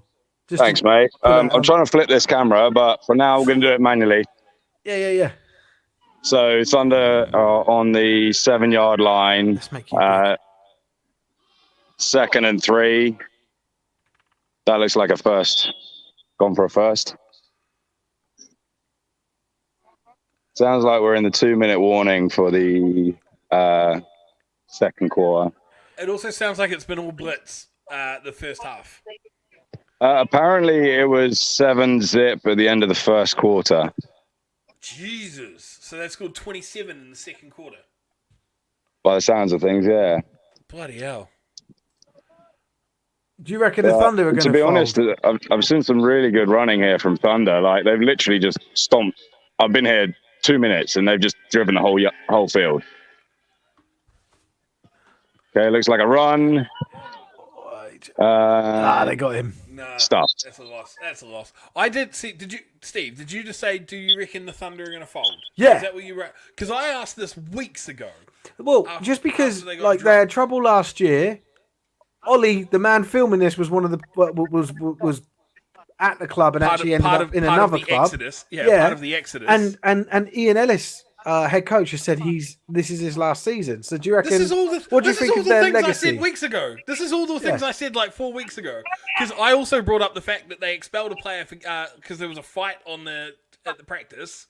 Like he slapped a coach or something like that. They lost their OC because not only Ollie left, but Dave left as well. Yeah. There was multiple players that left, and then they shut down the season after saying they weren't going to shut down the season, and they also shut down the season after saying they were going to go undefeated. And they don't have There we go. what are they called? The fucking Thundercats, the other team. Oh, Yeah, Thunderbolts. they've Thundercats. the skid marks. the Thunderbolts. Yeah. The So Thundercats we're- is when they play. Second Cambridge. second and goal on the 10. Yep. So Gavin says we've got Crappy the snap. The pass to no one. Gavin says so we've got any updates on the Alphas game. It was 20. Yes. What are they winning? Like 22-0? 38-0. 38-0 in the second quarter. The Donny and the Skunts. I'm going to try and get some of the other scores up while you guys talk about the Thunder. So I'm hearing from Thunder's sideline, they're calling for field goal team. You know, at this point, I think I'd be just saying, let's take the shot on 4. Steve, down 34-0. Yeah. 34-0. What is the fucking point? Just why? Why do you want 3 points? Who cares? Who cares about your 3 points? So we got this two in looks the like back throw, we're in a pro set. You don't want to get shut out, Steve. It's about morale boosting. I think it's worse for morale that you don't go for a TD. Wait a minute, we've got offsides. Oh, did they just get a lucky first down? No, they already had a first down, so they already got it. So that'll be I think they're in the red zone. that'll be third and goal on about what they're going to put it at 6. I'm stood on the goal line. Oh right, okay. I know it's a bit of a zoom out. I would get closer. I can't see. I can't see the lines. So all I see is the soccer lines. You can see that. Well, I can see the pylon, but yeah, it's not that clear. lying on the ground. Yeah. Well, hold on. All right. Let me start looking at the fucking Is scores. that Jim? Is that Jim? Ollie Jim just Briggs. He left. It is. Hey, Briggs. Everyone's favourite ref. I'm pretty sure that's. I can tell that. Jay Nellis drops back. Pass. Yeah, it's the hunchback of Jim Briggs. Just over the top. So here we go. Are they going to go This is field goal? 4th down. They're going field goal. They're going field goal. Unless they fake it. They've got to fake it, haven't they? You've got to fake it here and just... Jim has just got the weight of britball upon him. Is that why he's... If they don't fake this, that is pathetic. Over. He's just got the weight of britball on his shoulders. Blitz getting pumped. Right, so Ooze Valley in the Cardinals game. Touchdown Cardinals. Cardinals lead 10-6. Hold on.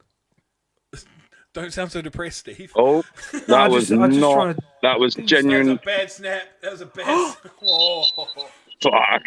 Come You've got on, that britball, have you not? Like, what? Come on. That was better than trying to go for a touchdown, was it? That was fuck. Oh, wait a minute. And they might have lost a player on it as well. Oh, no. Pray for that player. Right. What? Thoughts and prayers. I mean, you can.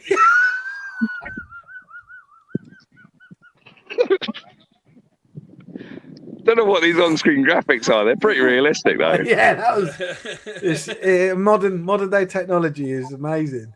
Stop it, guys. Right, I've got to try and find.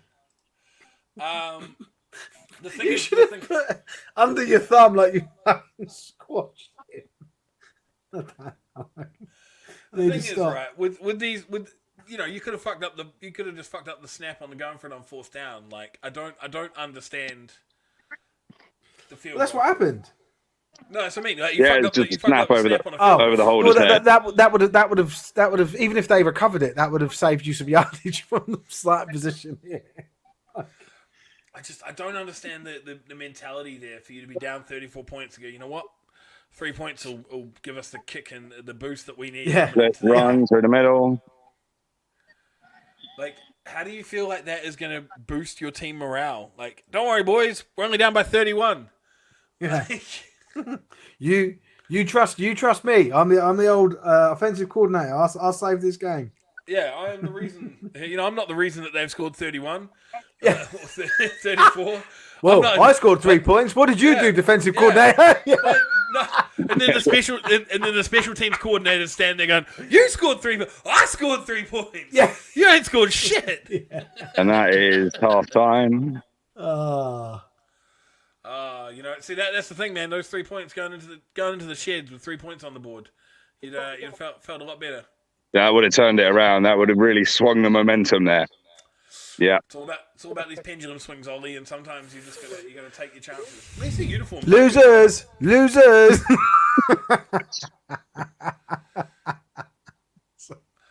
Ollie, go and ham one of them your phone. Go ask the coach. Like, can we get an interview? Can we get a coach with interview with Ian? Just ask him what was going through your head. What was going through your head when you called that fucking field goal? I don't know fucking anyone on this team. There's about 4 familiar faces. It's good for britball though. Like, lots of new players to the sport, but clearly not being coached. What do you? So, are you willing to be drawn on the question of what do you think of the prospects of this team next year and beyond? With Coach Ellis leaving and the recent trouble they've had, do you think they're done? No. Listen. Let me flip this round. You want to talk to me? There's a lot of people in that. There's a lot of people in that high soccer goal. Listen, Thunder have had a pretty tumultuous journey over the last, 10 years or something. And I would say, no, I think it's a club that can last a long time. I think they'll come back to playing to a good level of football. I think it's just, it's about Thunder 7.0 or something now. They've just got to reload. There's a lot of players in that. There's a lot of players in that uniform there on that sideline. So there's a lot of youth there. I don't know. I can't speak for this year, but they've had a really good committee in years gone by. They've got a good facility. They built a process of trying to bring along every single coach having an assistant coach. They don't have any youth teams though, do they? No, they used to, and they've let. What's up, Mikey? And they let that go by, and it's run by Brighton and Hove Scorpions, but they're on no ties with them. They tried to build their ties with the former Tsunami, now the Panthers. And I don't know if you guys can hear that. No, is it swearing? Apparently, you look like a catastrophe. You look like a bunch of running around. What, lesbians? What was the blank? Is it the coach shouting at the team? Yeah. That's. I thought you were talking get about close, Steve. Ollie. Get closer to it. Get closer. I thought you were talking about me and Steve. I was like, no. I knew what he was doing. I we look bad. But... I'm not going to go too close. My relationship with this club, and especially that head coach, are a little strained. Appreciate mid-season. But no, listen, they can rebuild. It's quite an interesting approach to take for your halftime speech, is just chewing your players out. What a dickhead. But I think they'll rebuild. I think they'll go again. I think you might see a drop off for a little while whilst the new head coach gets his feet under the table. But I think it'll give them an opportunity. I think the OC, I think the head coach, they're both leaving. They'll be. Have they got a successor? Do you know if they've got a successor lined up? No, last I heard on the rumor mill was that they were interviewing four candidates. But no one announced as yet. Right. So I want your guys' thoughts on this very quickly, because Kevin's mentioned the reason to go for the field goal is to lose the donut. Is losing the donut that important? Like when you guys have played. No, I think you do more damage going for that field goal and successfully getting it than you would if you said, "Fuck it, we're going to try and drive this down their fucking throats," and failed. So Steve, as a defensive player, right? Have you ever thought about the fact of where you've come off in a game and let's say you've come away no points scored, right? As a defensive player, you've let in a shitload, you've managed to score none. Have you ever come off it going, "Fuck, I wish we'd scored 3 points"? Or Ollie, as a QB, as an orchestrator of an offense, have you ever come away from a game where you've scored? If we'd have only got a field goal, if it's 34-0 at halftime and you're sniffing the goal line, fuck it, take the shot. Like you've done nothing for a whole half a game. You might as well see if you can do something. Like it's an insult to put a kicker on to me. Like that's my view. If I put the kicker on, I fucked up. That's my view. Is, from what you're saying, right? That's the first time they've made it down here, like this whole game. I can't comment. Are they like just base? Again, I could be wrong, but just basing it based on the scoreline, 34-0, right? Finally, into the second quarter, you see them getting down. This could be the only fucking time this whole game they get into scoring position. Exactly. Ollie said at the beginning of this, they drove up the field, lovely, couple of big plays. Like it was. It was really nice, and apparently first quarter was a good game. Second quarter just fell to pieces. I'm going on here saying sort of morale. What does that do to the morale of those players that have just driven up the field? I don't just mean the ball carrier. The whole offense have just bang, bang, bang. Oh, we're gonna go for 3. Like it's what that says to me is the head coach says, "Thanks for doing the hard work, but I value 3 points more in a not close." A game that's not close. I'll take 3 points. It should be the head coach's call if that's saying, "Get me 3 points." That should be the head coach's call. That's not the OC's call, if you ask me. That's the role of a head coach. So Sean's just mentioned, I don't know if you can see the comments here, Ollie, or not, but Sean's mentioned that kicking is hugely underappreciated in this country, and no team spends enough time on specials. I disagree with that. I've come from 2 clubs that spend a lot of time on specials and on the kicking game. I can say for the Knights and for the Thrashers, there's a good focus on the kicking game, and we have. Reigns fucking loves. But I'm not going to downplay. I'm not going to downplay the special teams element. But at 34-0, yeah, fucking am. I'm going to say you're leaving the offense on that field, and you're going to say, "Give me everything you've got." Yeah. And to echo that sentiment, I played in the same teams as Ollie did, and special teams was massive for us, and even before that at the Knights, I was special teams MVP 3 times in a row, no problem. But the club I'm at now, the Aztecs, they also spend a lot of time on special teams as well. Like you mean the club that you've been to watch now? I'm still there. I train with them. I just don't play against opposition with them. Let's not get ahead of ourselves. You bought 2 hoodies and went to 2 games. Yeah. I saw Ollie. That was nice. Yeah. And I saw Steely. That was lovely to see him. So Barry's just mentioned after being part of a team that went through a massive losing streak and never scored. I might be getting a player interview here. I've got someone strolling across, or maybe I'll just get my hopes up that I've got a friend. You're going to get punched in the face. That's what's happening. Yeah. He gets fist out. What's up, man? How you doing? All good. So no words. Barry's just mentioned after being part of a team that went through a massive losing streak and never scoring, I would have loved if we'd got 3 points in a game. Really? In a one-off scenario, though, go for the 6. If you never score, win, then take the 3 if you think you can get it. Yeah, but 3 ain't going to win you a game. Like I'd see what your offense has got. Like that, like you guys were saying about with the Knights, with the mentality of going for it on 4th. Fuck it, go for it on 4th. Like it's the end of the half. Worst thing you do is you turn it over on the 6-yard line. But actually, what they ended up doing was fucking the snap up and giving it to them on the 10-yard line and nil point still. Yeah. You know, I know hindsight's a wonderful thing, but that was a stupid call. Never mind. Mate, the Cats have scored again, up 35-0 over the Spartans. Yep, see that. I just I need to update the ticker actually. And the Rams have gone halftime against the Goliaths and they lead 32-12. Oh, so, did they? I didn't have that one. It has started raining over here now, so that might change the dynamic of this game because Thunder were better on their run game. So, yeah. Does that also mean you're going to go home now? yeah. No, there's shelter I can go and hide under. It's all good. I believe it was pissing down in Bristol the other week. So. Oh, mate, how bad was that in Bristol? I've played in worse, but that was shit because it had been hot. The humidity, and it was just bouncing off the turf in heat. Yeah. It was horrible. Well, and then do you know what I hated was that it stopped for a bit and then it started again, and you're just sort of like drying off and getting over it, and then it just absolutely pissed it down, didn't it? Crap. Just to answer your question, do they come out in the second half? The answer is they do, and they give up 8 more points early in the second half. Torbay, the Monarchs are up 55-0 over Torbay.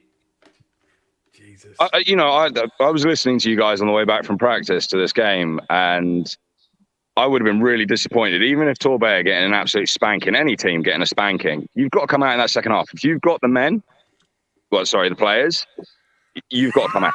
You have to come out. Yeah, sorry. Don't laugh about that, Steve. It's just a funny adjustment. It's a funny adjustment. I suppose, there are women players. I just thought he was saying they weren't men, which made me laugh. Yeah. But yeah, no, I get it. You were right in correcting. You got it. You got to come out. 43. Do you want me to see if I can get an interview? Nah. You guys can interview. I don't want to speak to him. I'm disgusted with him. Why are you all so shit? What team are you going to next year? Yeah. Where are you playing? No, all of them. Where are you playing? Where are you playing your next game? Because you guys. I was going to say, you guys know I move around a little bit. You and Steve and everybody else, you're all as bad. I don't move around. I don't move around. I'm sorry. How many teams have you played for in the UK? 3. Was Renegades, Knights? No, Bristol. Knights, Thrashers, Bristol. And I could have sworn you played for Solent before they were the Thrashers as well. They were called the Hampshire Thrashers when I played. Yeah, they're the Andover Fists. Yeah, no, I played when they were Hampshire, not Andover. But yeah. Oh, okay. But yeah, so yeah, Thrashers, Knights, and now Aztecs. So I've only played. Well, technically, I only played for 2 of those. So, you're all right at the moment. So yeah, I've never been a. I was like Mr. Knights for a number of years. You've always talked about wanting to play for Pompey, but we'll see. I'd love to play for Portsmouth, but they're just not good enough for me. You'll play for them at 47. Or is it more a case that someone's already got the number 55 jersey down there? Yeah, well that's it. If the number's not there, then I won't go to the team. I can't do it. Why do you think Steve hasn't played the last 2 weeks for Bristol? They're still trying to get his jersey for him. No, I got my jersey.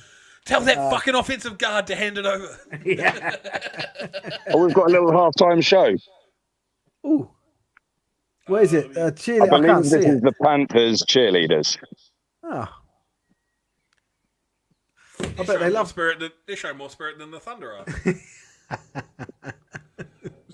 So they've got a halftime show. Blitz are warming up. Yeah. This might explain the game, huh? Levels upon levels. It's kind of amusing that you've got this halftime show there, and it's like they're actually putting like I'm trying to find a hard way to word this without being a complete cunt, essentially. But it's just like. What are you Why doing? does it matter? What are you doing? You're down 34-0. Like what the fuck is going on here? Like you're worried about rolling out the cheerleaders for a halftime show? Like they're not even warming up. You won't go for 6, but you'll put your cheerleaders out on the field. What the fuck are you doing? Go and warm your team up down in the end zone. But I don't coach this team. Jesus Christ. This is next level. This is next. Have we got any more scores? Have we got? I'm just have we got looking. give me something else to talk about with this fucking woefulness of a game. Ooh. Yeah, I'm going to disappear for a bit. I'll jump back on in a bit. Oh, mate. Yeah, See you in a cheers, bit. Ollie. Thank you, Thanks. Ollie. All right, Thanks guys. very Catch you much, later. Bye.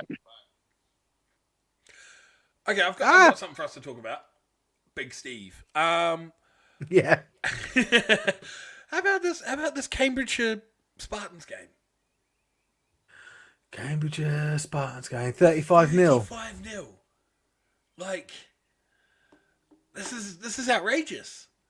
Because I think the Spartans are a good outfit. Yeah, The they've been Spartans decent. They've had a good season so far. Like, I was umming and ahhing. Well, I am ahhing, but I was. No, you're Aaron, aren't you? So, you're umming, I'm ahhing. So, for those of you who don't know, that's my real name. My real name's Aaron. That's why I call myself Oz, because you guys can't fucking pronounce it. But I was sitting there, I was going back and forth between the Cats and the Spartans over who I thought was going to win this week. Look at this. Well, I can't see it. Put it up. No, I'm going to put it in the comments. I'm going to put it in the comments. Look at this, he says, showing me nothing. No. Well, I was like building up towards it. Ooh. They were 16-7 down. Yeah, have they got 11 out of that? Oh, and there's an echo. Why is there an echo? I don't know.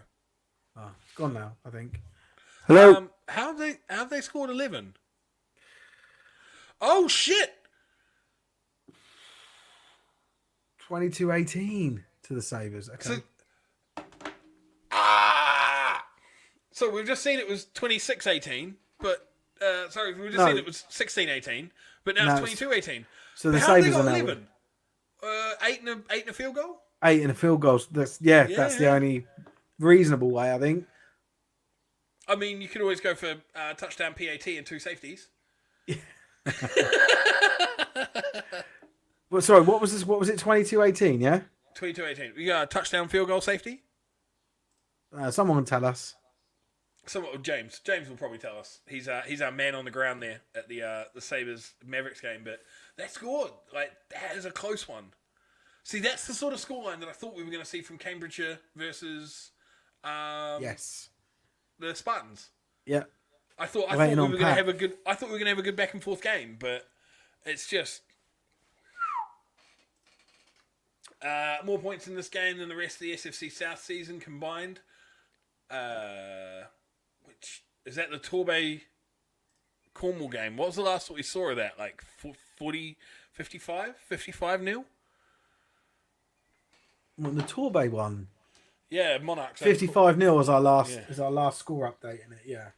Yeah, I'm assuming that's the one that got a Clyde Valley score. I've got a Clyde Valley score. Have ya? Yeah, come on. Hey, go on, Scotsman. Oh shit! The Mavs and Sabres, right? That does make sense because they have been sort of some small scores. They this is on Clyde. This is from Clyde Valley Instagram, and they used what are they called? The Kings, Dunfermline's old logo. Oh right, okay. They dead named them. 20-0. That's half time. That's a half-time score. Half-time score. Right, okay. Clyde Valley have been decent, haven't they, this year? Yeah. Well, they've only played 2 games, and they've won 1, lost 1. No. Yes. Oh, for some reason, I thought they'd won like 3 or 4. Nah. The Stags have played 3, won 3, and on the road to winning their 4th. And the Roughnecks have played 4, lost 1, and they lost to the Stags. Clyde Valley have only played 2. Dumfries have only played 2, and the Kings have played 3. But both the Hunters and the Kings are winless.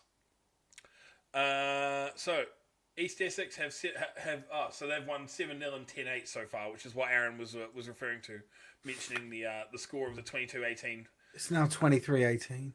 Yeah. So Dan said the Spartans were always going to find it tough in that division, though. Big difference between the Div 2 they were in to the Div 1 they find themselves in now. Yeah. Big difference. So, I mean, yes, but they've performed well up until this point.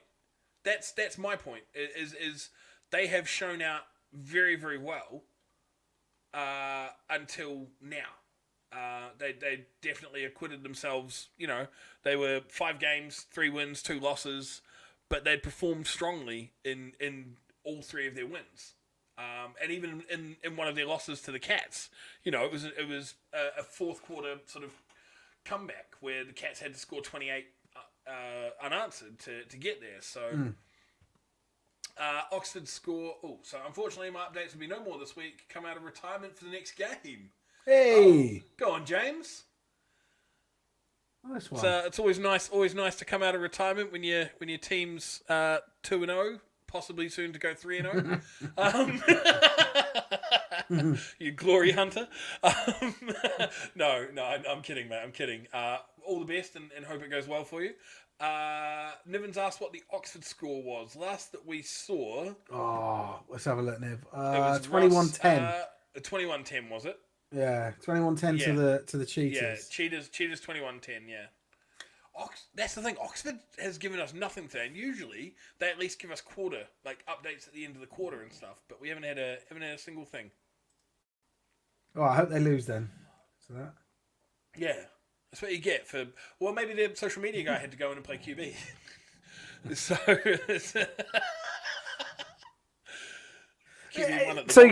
Just one thing I want to check. You said it was their 4th string QB. Has that been confirmed? Was it a 4th string? That came from their official Twitter account last week. Their official Twitter account said this is our 4th string QB that's going to play golf. No, no. Their 4th string QB started the game. Their first, second, and third string Steve. Fuck! You put that on screen. Yeah, he's done you there, hasn't he? Yeah, I know, yeah. Who's he there. playing for? Who are you going to play for, James? East Essex, the Sabres. Yeah, get fucked. I'm playing in the Prem. No, you're not. You stand on the sideline. Yeah, I'm standing on the Prem sideline. What sort of sideline you stand on? We've got nice facilities and an ice bath. Have you? Man, I'm pretty sure James could go stand on any fucking sideline he wants. Like, you don't have to be affiliated with a team to go stand on the sideline. No, yeah. What we mean is registered and not playing. Sorry, I've got to leave the comments line. That's an odd thing. Yeah, fuck off. Sorry, dickhead. mate. I'm getting ahead of myself here. Getting too comfortable. Yeah, first week back, and you're just all over the place. Yeah. You're not available next week, are you? I am not. I love that ice bath. Do you know what, Aaron? I cannot wait to use it. It's quality, though. I took a picture of it and sent it to my missus the other day. I'll see if I can get the picture out. I'm sure I've probably still got it in my... Oh, I'll have it in my chat with my missus, won't I? It's well impressive. Like, their setup there. Is this Bristol? Yeah. Yeah. Filton Wise. That's the ice bath. Constantly plumbed in, constantly going. Jesus. Few little steps up into it. Yeah, smart. We used to. I remember back home. Whenever I used to have rugby tournaments, right up until probably about under 21s. They always used to play they'd play the tournament at a facilities that would have swimming. So it'd be a sports complex that would have a shitload of rugby fields, but then it would also have a swimming pool facility and stuff. And you could literally go ice bath sauna, ice bath sauna, ice bath sauna as your recovery process. And it was just that was one of the things I remembered. At 16 years old, getting in my first fucking ice bath, I was like, "What is this?" That's cool. Oh look, this one said that. Hold on. Oh, sorry. He says they actually have a sauna and a plunge pool. I mean, it's not our teams. It's one of our players. One of the players has a sauna and a plunge pool. Is that what he's saying? Yeah, I'm guessing maybe at his house. He's just got a swimming pool and a sauna. The team has just got access to it. Yeah. Aaron said Aaron's come up with a really good use for the ice bath to keep beers cold. I haven't put my hand in that thing. Yeah, it'd be quality for keeping beers cold. It's the perfect temperature. Mate, I've got... it must be... I'll tell you what. This was something that I used in my last 2 seasons of football supporting. Oh. It's just me now, is it?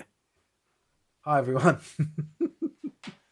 In my last 2 seasons of football reporting, I got this thing here, mate. A cooler. So it's my. It's a cooler bag, right? Yeah, but it's more of a backpack, and I can't even remember where I picked it up from, and literally just fill it with ice, and then the beers go in it, and then I had. So there's a hole that's in here, and I'd plumbed a hose that went through from in there, and you could put a bladder in it as well, and I was walking around on the sidelines with that for my last two supporting seasons. Because previously I used to turn up with just a bag full of ice and beer, and then I would fill the drink bottles, like the empty drink bottles, with beer. Right. And this was on the Portsmouth sideline, and then people would come off, and I'd be walking around holding a drink bottle because I'd just be drinking it on the sideline as I walked up and down, and they'd be like, "Oh, I'll get some water," and I was like, and then spray it all over their face and just soak their face in beer. That's amazing. I'd be so pissed off, but I'd love to see you do that to someone else. Fuming. So the guy owns a gym. He owns a gym. Yeah, fair enough. The Cats That's are up cool. 42-0. So they're just running away with that one. Saints get a safety. Did you see that? Literally nothing. Yeah. I'm making my way down to it. Wow, hurry up. So, piss off. So nothing's happened in the entire Q3 of the Source Hereford game. Literally nothing at all. Saints scored a safety. Saints 21. So what's that? 21. Oh, they're 9 points. I was going to say, is that a 1-score game? It's just under, isn't it? No, it's still a 2-score game. Still a 2-score game. See, this is when a field goal sort of might come into it, right? In the right situation. Me bringing beer to a Knights game. Yeah, that's it. Yeah, yeah, that's when you go for field goals. Yeah. Oh, he's bought the beers. Yeah, field goal. I just had a genius idea. Big sort of turnaround in the Rams game. Goliath QB goes on a big run, scores the touchdown, but he only gets there because of a hold. Ball comes back. Matthew Wilkinson then picks him off. There's nothing like a Matthew Wilkinson pick to ruin your day, is there? Yeah, I think he's got 2. No, that's twice. He says day ruined twice. Mate, but not only that though, doubly ruined. But imagine Matthew Pickinson.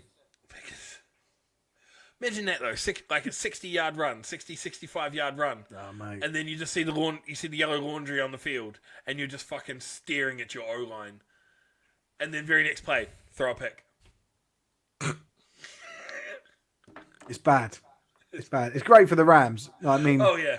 And then they score. The very next play, Nathaniel Wise takes it 67 yards to the house. No. 2 PAT is good. That's 3 plays in a row.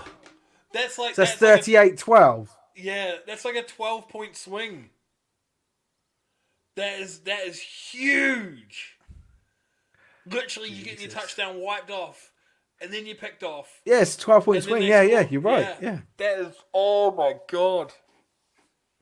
That is demoralizing as fuck. And then we've just been so they do nothing. They do nothing in the entirety of Q3. 4 plays in Q4, and Hereford score. Okay, cool. And there we go. We're on to the Mercy Rule Nighthawks. The Mercy Rule Nighthawks? Yeah, because it's rolling clock. Rolling clock. Why is that Mercy Nighthawks? Well, no, it's just the Mercy Rule. Why did you say Nighthawks? Well, because they're the Mercy Rule Nighthawks. Anytime someone enforces the Mercy Rule, the rolling clock, I mention the Nighthawks. Because they've been slapped so bad multiple times that they've become the Mercy Rule Nighthawks. They're no longer Merseyside. They're Mercy Rule. Gotcha. Mercy Rule, yeah. Right, hold on. Hereford are now, what are they, 36? 36. And Clyde Valley are up 28-0 over the Kings. Oh, we've actually got a Clyde Valley update in there. Oh, Tony's back. Thank you, Big Tone. Tony. Big Tone. It's the Big Toe. Big Tone. No, not Big Toe. Big Toe. You're my Big Toe. You can't call someone. I said Big Tone. I didn't say toe. I wouldn't say toe. I didn't. I swear to fucking God, I didn't call him Big Toe. You'll make it. Why are you laughing about something that wasn't even said? It sounds like I thought that's what you said, and then No. I thought you were saying Big Toad. I was like, No. dude, Why just can't- call him. do I Just not- call him Tony. Tone is in like Tony. What? This is a clear cultural difference between us two. This is lost in translation. It must be the accents. Yeah. Oh yeah. By the way, I hope everyone's noticed my Emily Fund hoodie. We're gonna start doing loads of stuff for the Emily Fund again soon. I've got a load of time next week, so yeah.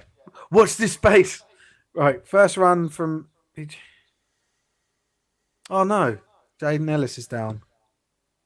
Is that Ian's son? Just out of Yeah, curiosity. yeah, I know Jaden since he was like 12. He's a really, really lovely guy.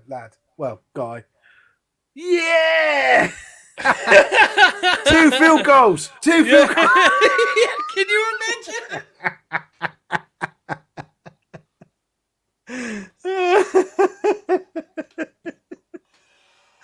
Oh, the audacity of that coach! Because you know, like if he gets the first one, he's like, He's a loser. he kicks the first one. He wants another link. I am. Okay, cool. So you get that first one, and then can you imagine turning around to your staff being like, "Look, it worked last time. Let's do it again." Like as justification for kicking the second one. Yeah. This will learn him. Oh, Thunder in the red zone on the 5. Oh, God, I'm trying to send it to Ollie. Right, Rams Goliath game, touchdown Goliath. The QB goes on another big run, goes all the way. 2 PAT is no good. Judging just by their updates alone, Is that 18? 38, 18? 38-18. Yeah. Judging by the updates alone coming from Yorkshire, he's got to be on over 100 rushing yards. The QB, he's gone off today.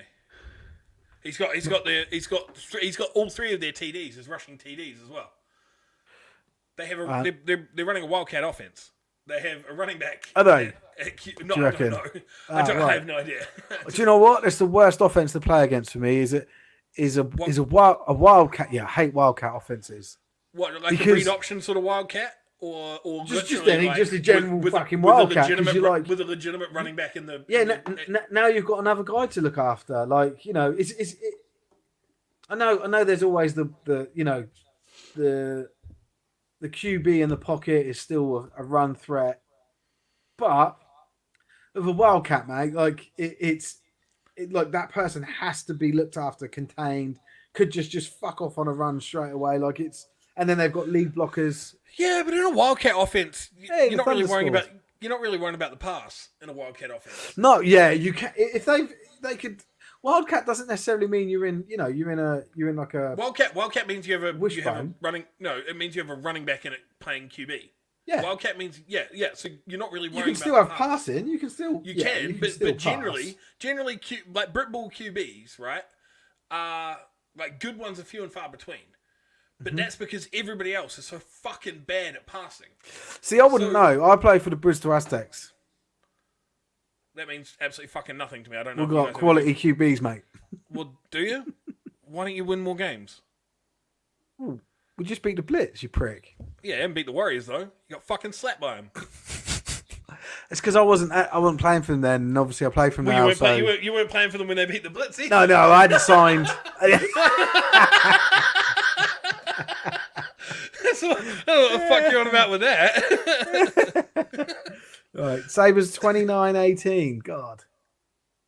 Yeah, pulling away. So that, And then we got 34-7 the Blitz B over the Thunder early in the they third. got the kick. So maybe they should have gone for 3. Oh no, they didn't. Yeah, It didn't work. it just means they got the snap right this time. Give them a break. Yeah. It's not the kicker's fault the fucking punter can't handle the snap.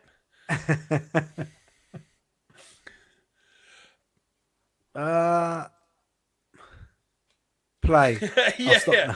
Because you're like, I didn't play that one. You haven't played in any of them. No, yeah. I need to change my language to sign to.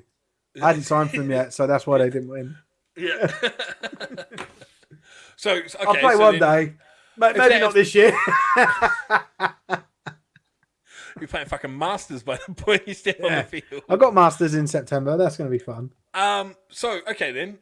Does that mean when Bristol play the Warriors in the reverse fixture, because you're signed for them, you're going to pick Bristol to win?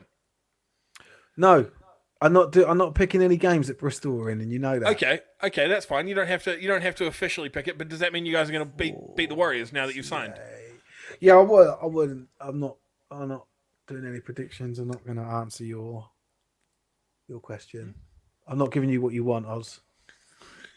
Right, Amber Heard. Yeah, that's hearsay. What a fucking joke that trial is. I love it. Do you know what? There must be something wrong with me because I always get glued to celebrity trials. Pistorius trial, mate, was unreal. I'm not sure what he's. Oh, mate, the jokes that came out about the Pistorius trial though were hideous. Right, so the Monarchs have scored again. I'm not sure what that's in reference to, Matt. What's the?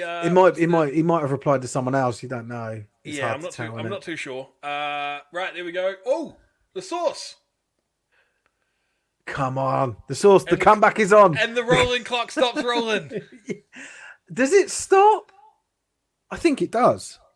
So Jax just mentioned that love to see the Cats smashing it with QB2 James Horn. If you want to win, put Jimmy in. Let's go. Jack very late to the party. Fucking hell, he turns up. 20 past 4. We're only here for another 40 minutes, Jack. If that. Yeah. You're lucky. If we're here for another 40 minutes, you guys have done well. So James, you guys have done well. Yeah, you guys giving us the score updates. You've done well. I just meant the viewers in general. So James is corrected from 29-18 to 30-18. So what score was that? That's the East Essex game. East Kent, East Essex. So it's 30-18. Yeah, 30-18. Cheers, James. So Matt's just saying no about Steve saying Bristol will beat the Warriors. No, it was mate. This was a perfectly worded sentence. I just didn't know the context. No, I didn't know what it was. Reference to. Unfortunately, the comments come through when we've moved on and we're chatting shit about something else. So we just didn't know the context, mate. There was. I'm surprised Matt said that. This is the best spelling I've ever seen from Matt. Yeah. What's going on with that? Yeah. There's an apostrophe. Have you got a new in app? the right place? Have you got a new app, Matt? Mate, is your missus writing these comments for you? That is perfect. Just give him the context, Matt. Both Oz and I played with Matt, and this is why I'm surprised about what Matt's saying, because Niven we call him, right? So I'm surprised what Niven's saying here, because he knows that I've got supreme confidence in going into any game that I play in, right? Like I play to win every single time. So for him saying that's a no, I think he should know better of me. Oh, I think he's baiting you. I think he's baiting you. I think he knows. But I'm not. I publicly won't say anything about Steve refuses to be baited, apart from on social media, where he will tell you to fuck off and he'll block you. Yeah. Yeah. Try me on Instagram. Try me.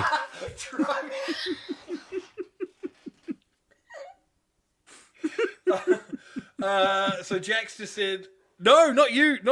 Sorry. Need to clarify. Jack Harness, we weren't having a go at you being late to the party. We were talking about Jack Watson being late to the party. He's still in the UK. You are allowed to be. He's in New Mexico. Yeah. Where are you? Are you in Cancun, Jack Harness? Are you in Tijuana?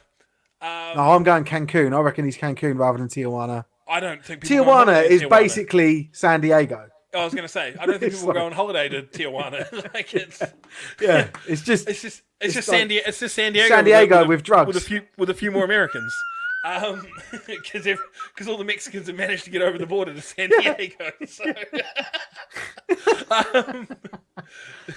There we go. Matt has mentioned he had asked the missus full-time 63-6 Monarchs versus the Trojans. Thank you, Laura. I only got back from Denmark at 6 a.m. So that was so Jack's playing. I assume he's making reference to the under-19 game there. Did you hear about that yesterday? No. They lost something like 53 or 43-10. Yeah. What was that, like a Titans under-19 or GB under-19? No, GB. It was a GB game. Yeah. Oof. Yeah, gutted by that. I didn't. It was just a shitty score for them. The young lads. Jack Harness is 90 minutes south of Cancun. 90 minutes south of Cancun. I'm on the Riviera Maya. Yeah, I was on the Riviera Maya, but yeah, in Cancun. Jack Watson had a 4-hour flight delay, and it was 58:10. Rough day. What was Rough 58-10? The- That game, yeah, 58-10 in was it? Denmark, Okay, cool. Yeah. Right, so anybody after an update on the Cheetahs? The Saints have scored. So 21-19, Cheetahs over the Saints. That one's getting nice and close. Ooh, I'm just trying to get. Cats are up to 48-0. I think we may have been told this before. Yeah, LL Cool P slid this in there, but it's just popped up on the Cats Twitter. Andy Evans is next on the list. He runs in for a score. PAT is no good. Cats 48, Spartans 0. And Ollie is back. So maybe the Thunder are in the red zone. So I'm just going to bring Ollie in, Steve, while you do that. Yeah, sure. I'm doing the scores. Ollie. Yeah, so whoa, okay. Some stuff's just gone down. The ball is now on the 10. Believe head coach Ian Ellis from Thunder just got thrown from the game. Oh, yes. Go and interview him. Nope. And the ball was somewhere way over there, and there was a penalty, and now there's lots more penalties on it, and now Blitz are on the 10.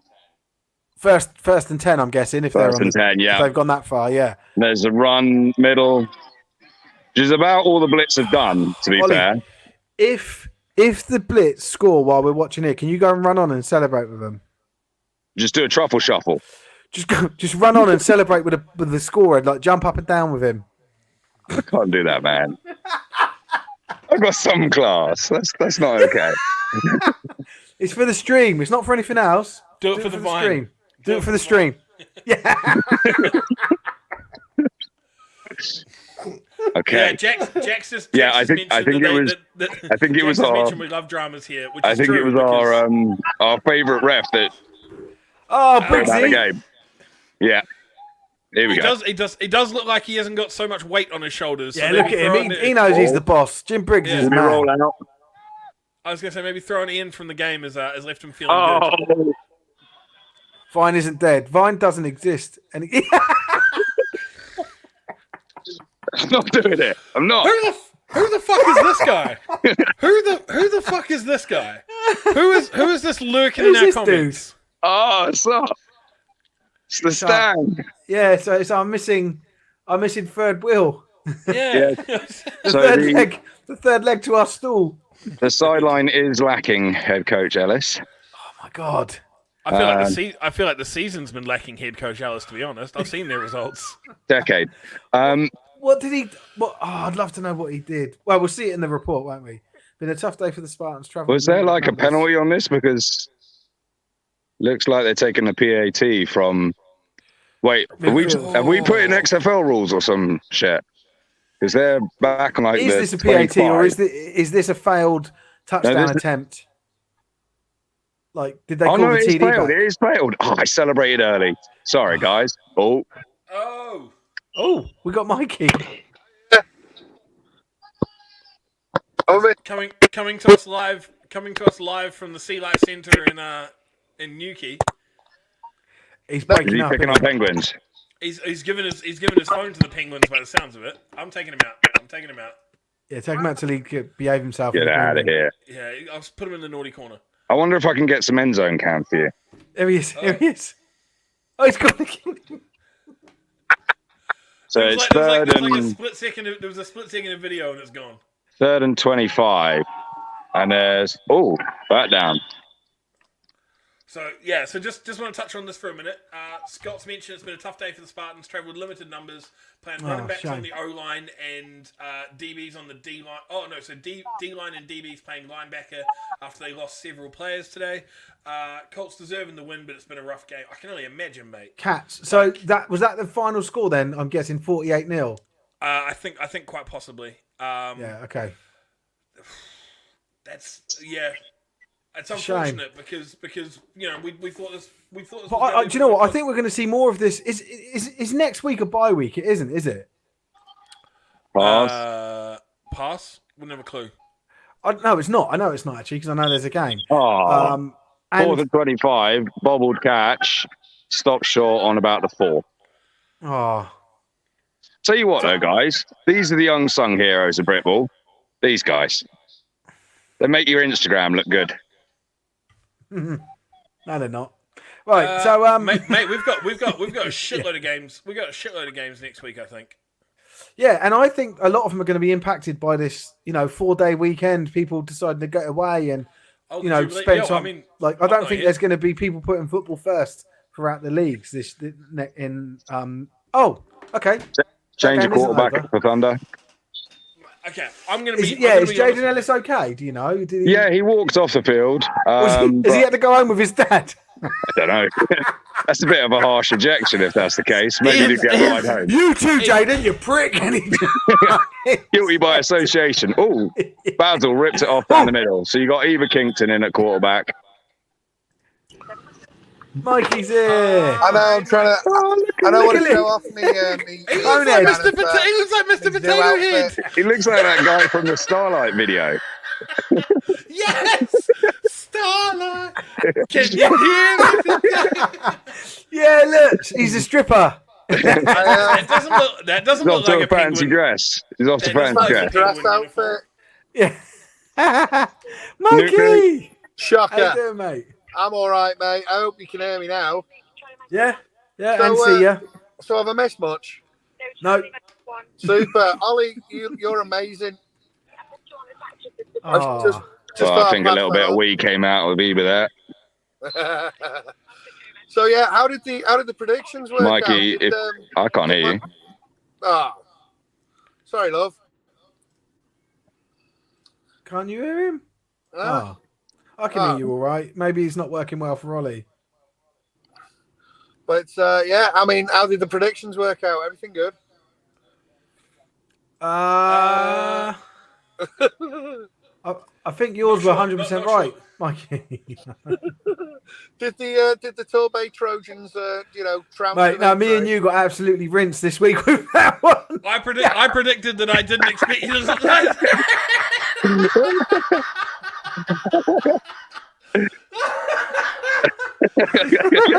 Is that how you take your call outs, Mikey? That's it. It's done. He is now Starlight forevermore. Yeah. Superman lover. You're getting your jerseys changed, Stang. I'll say that. Oh God, I will do when I can get to a computer and change it. Right now, I'm sort of hiding somewhere on the zoo, somewhere in Chester Zoo. But yeah, so no, it's been a fun day. Saying hello to the to the Liverpool team as they came in from Paris. Said hi as they came through. Did you confiscate the bits of the Eiffel Tower that the Scousers pinched? Well, if they did, it would be the old piece of silverware they brought back. Zing. Sorry. You got them for bringing glass through customs because they completely bottled it. Oh dear. Ooh, but no, it's been fun. So sorry I couldn't make it today. We got a burger. Oh. Cats 55-0, 2-minute warning. And Ipswich beat Ouse Valley 10-6. Final score. Did they? Yeah. So shame for Nick and Coops. Coops won't be able to process that he's been beaten. So they end their 6-game unbeaten run. No, it was a losing streak. It was a 6-game losing streak. Sorry, losing streak. That's what I meant. 6-game beaten run. The other way. The other way. Yeah, not an unbeaten run. It's an I'm beaten run. Oh, blimey. But yeah, what's the Surge score? Last that we had. Surge, we don't have a score. We've never had a score. Yeah, actually, no, we haven't. We haven't had a score at all. Interesting dynamic I just heard is that Ellis was their DC as well, so there'll be a reshuffle on for what's going on for DC. Like it fucking matters. You'd given up 34 points at half time. You wouldn't have, not me. Imagine if you got like a 6-game suspension and that was him done there. Yeah, retired on an ejection. If we haven't got a Lee minus Surge score, can we just make one up? Yeah. Lee leads 32-31 with 3 minutes to go. Yes. Whoa, that was close. Big fan of that. Up the miners. Touchdown Goliaths, big pass in the corner of the red zone. 2 PAT is good. 38-26 Rams. Thomas has just told us that the Cardinals is very much a squad in transition, so a massive result for a very young side. Yeah, possibly. I'm just going to put... No, it's good. It's good for them. I don't know. I'll go out on a limb and say I'm not sure that beating Ooze Valley is the achievement that everybody thinks it is at the moment. I don't really know how good they everybody knows Ooze Valley are on par with the Warriors. They're... No, it's just, at the moment, I'm kind of feeling like Ooze Valley and Colchester are not the team that they were in years past. So I'll definitely be looking for the reverse fixture of the. I think the Devils play the Cardinals in a couple of weeks, I believe. That will be the one that I'll definitely be looking at because that will be a good sort of indicator of where you're at as a team for the Cardinals here. So. Looking at that, 26th of June. So they got 2 weeks off. They play Colchester next week. So be looking for a win on that one. And then they got 2 weeks off, and then they play the Devils. So that will be a big one because they haven't played the Devils this year yet. So be interesting to see how they stack up there against the leaders of that division. Wow. Donny versus Skunts. Just. Oh, I've just had a message to say it's 54-0 from McKenty. Ryan McKenty's just popped up. What, Cambridge? No, Alphas. Ah. I don't know if he might be on a delay, but can I just ask one thing, Stevie? No. What colour is that hoodie meant to be? It's like a pale yellow. Right, okay. Slightly dehydrated urine. I mean, obviously, here on the zoo, I've only got my phone. I'm trying to zoom in and just have a look at it's like a pale yellow mixed with some grey. There's like some grey scattered across it. It's a little bit like discharge. Let me try and show you it closer. There you go. Yeah. So discharge. I'm not saying that. Did you when you got hold of the company and they're like how do you what colour? And you're like, I'm really after sort of. It took me ages I wanted a pale yellow because a lot of the current branding colours for the Amelie Fund are like a light yellow, so that's what I wanted to get. I wasn't able to find that for the hats, so the hats are like a bright yellow.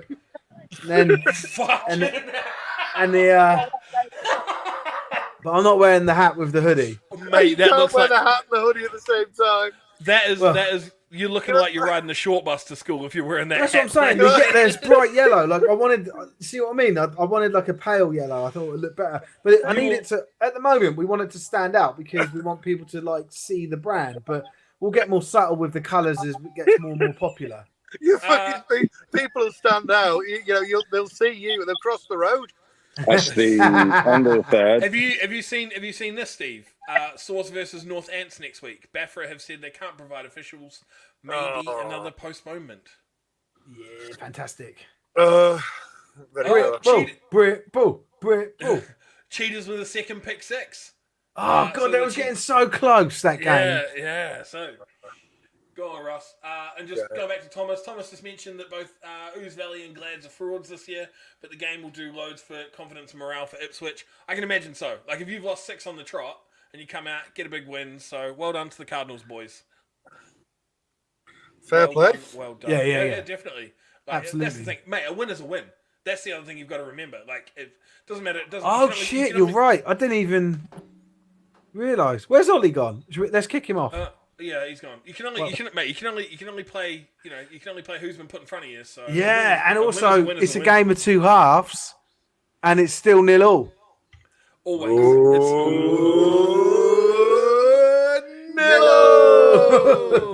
We haven't had a proper 3-man 0-0 in weeks. Feels good. 44-26 to the Rams. Yeah, touchdown Rams. Fred Nash with another big grab as he makes it to the 1 yard line, where Taylor Umland sneaks it in.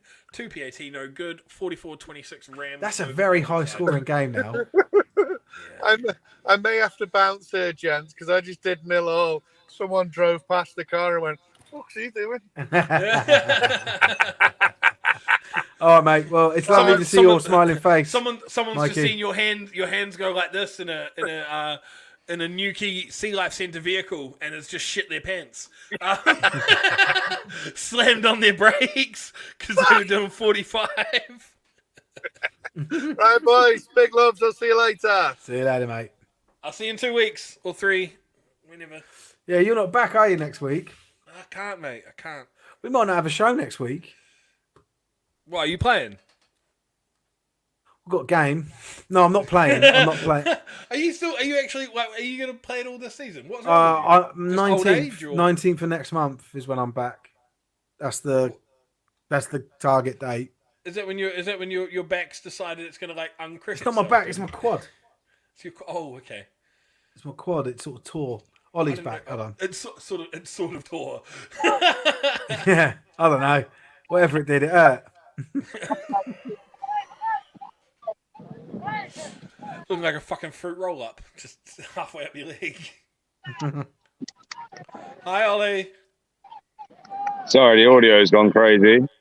But we're now in the fourth. They're going for it on 4th down, 4th and 8. Is this Thunder? This is the blitz. Surely going for it on 4th down. It looks like. I wouldn't bother asking me questions because you're just coming across like Mr. Roboto. Oh, cool. Yeah, nice. Yeah. Record it. Release it as our mixtape. What is? Oh, he's gone. That's the blitz. Oh, we're going to celebrate with number 10. Go to a show. Don't celebrate with him. All right, we've got a full time there. There we go. Yeah, full time. So the So that will take the W. scoreline to 40-7. Tony's Pat jumped Pendon. in. Just told us the Clyde Valley game has stopped for injury. Been about 30 minutes so far. Oh no. Well, he's hoping for the best for the injured player. Never like to see. Yeah, so I hate these it, mate. guys. I hate these. We had a lad broke his humerus bone, like proper snapped it through last game, and the game stopped for a while. We ended up not having a half time because of it, because we just like carried on playing. Well, I say we, the team I watched. Yeah. It's obviously contact sport. Love good. the contact. Love the contact and everything, but hate to see injuries. Just Yeah. always hoping for the best for anybody who sustains one in games. So hoping that for the young man playing for either Clyde Valley or the Kings. So Scott's just mentioned, proud of the lads today for wanting to fight to the final whistle. Bad day at the office, but low on numbers and a very good Cats team. So see, that's what I like to see, right? He's come out, he's provided reasons and not excuses, but he's also come out and he said, look, the Cats were great. Like, so often when you see teams, they might be on the receiving end of a drubbing, first thing they do is, we could have beaten them, but we didn't have this. We didn't have that. We didn't have this. This went wrong. This went wrong. Scott's come out and said, look, hard day at the office. We were short man, but we still fought, and the Cats were just really, really good. So Yeah. I definitely prefer that way of talking about it, where you're not trying to discredit your opponent if you got the shit kicked out of you. Yep. No offense, Scott. Hold on. Dead air, good radio. Well, I was just looking at the scores because the Essex Sabres posted 20 minutes ago that they were 30-18 up. Oh, no, it's right. It's right. Sorry. 30-24, they're winning now. Yeah, That game's getting James. closer than obviously the Sabres wanted, but yeah, they'll be. Imagine if the Mavericks pulled ahead here and actually won it. Oh, mate, absolute scenes. But that's the thing, because that game has been going sort of backwards and forwards. Like if you started off with the Mavericks 7-0 lead, then the Sabres came out, took the lead back, opened a bit of a gap, and then the Mavericks have closed the gap, and then they've opened a gap, and they've closed the gap, and it just feels like they've been chasing their tails a little bit from the East Kent side, where every time they sort of close the gap a little bit, the Sabres are able just to sort of push it back out again. So need some momentum to be able to push it a little bit further and see if they can pull out the win. There we go. Interception from Inverclyde. Thrown down the middle. Sam Wood comes up with the pick for the Yorkshire Rams. How do we know that's from Inverclyde? Isn't that the Rams? Yep, but I don't think the Yorkshire Rams are actively knowing the Inverclyde players' names, and they probably know their own players' names. So if they're putting his full name in the tweet, it means that they've intercepted it. Yeah, the Rams have intercepted it. That's what I said. You said interception from Inverclyde. Yes, they intercepted it from Inverclyde. Inverclyde had the ball. You talk so funny in the Southern Hemisphere. It was an interception by Yorkshire. They intercepted it from Inverclyde. If you have something and I take it from you, right? Do you understand how verbs work? I understand. I understand what you're saying, but So you do this. just, You do it's understand. not how we talk. Yeah, but you understand what I'm saying. You will talk nil. It's like another nil thing. That is it's weird. Nil makes sense. It's just a weird way of saying it. That's what I'm saying. You're both on nil. So all of you, you're on nil. Interception. I'm pretty sure that anyone watching this that heard interception from Inverclyde thinks, "Oh, Inverclyde just got a pick, did they?" That's No, I would that's have how said. that I would have comes said. across. No, I would have said interception. I know by what you would have said. I know. You just. Well, you flip know it. now. But You know it's now. just, yeah. Just don't think. I just think you need to have a long, hard think about I just whether think you you're want wrong. to continue But- in this Well, role. I don't. That's why I'm taking next week off. at least I tell you about the I tell you that it's family. You're And gonna I'll play let you know golf. about that. Yeah, I am. I definitely no. If I was going to play golf, I wouldn't tell you until next week. Yeah, until the morning. right before the show.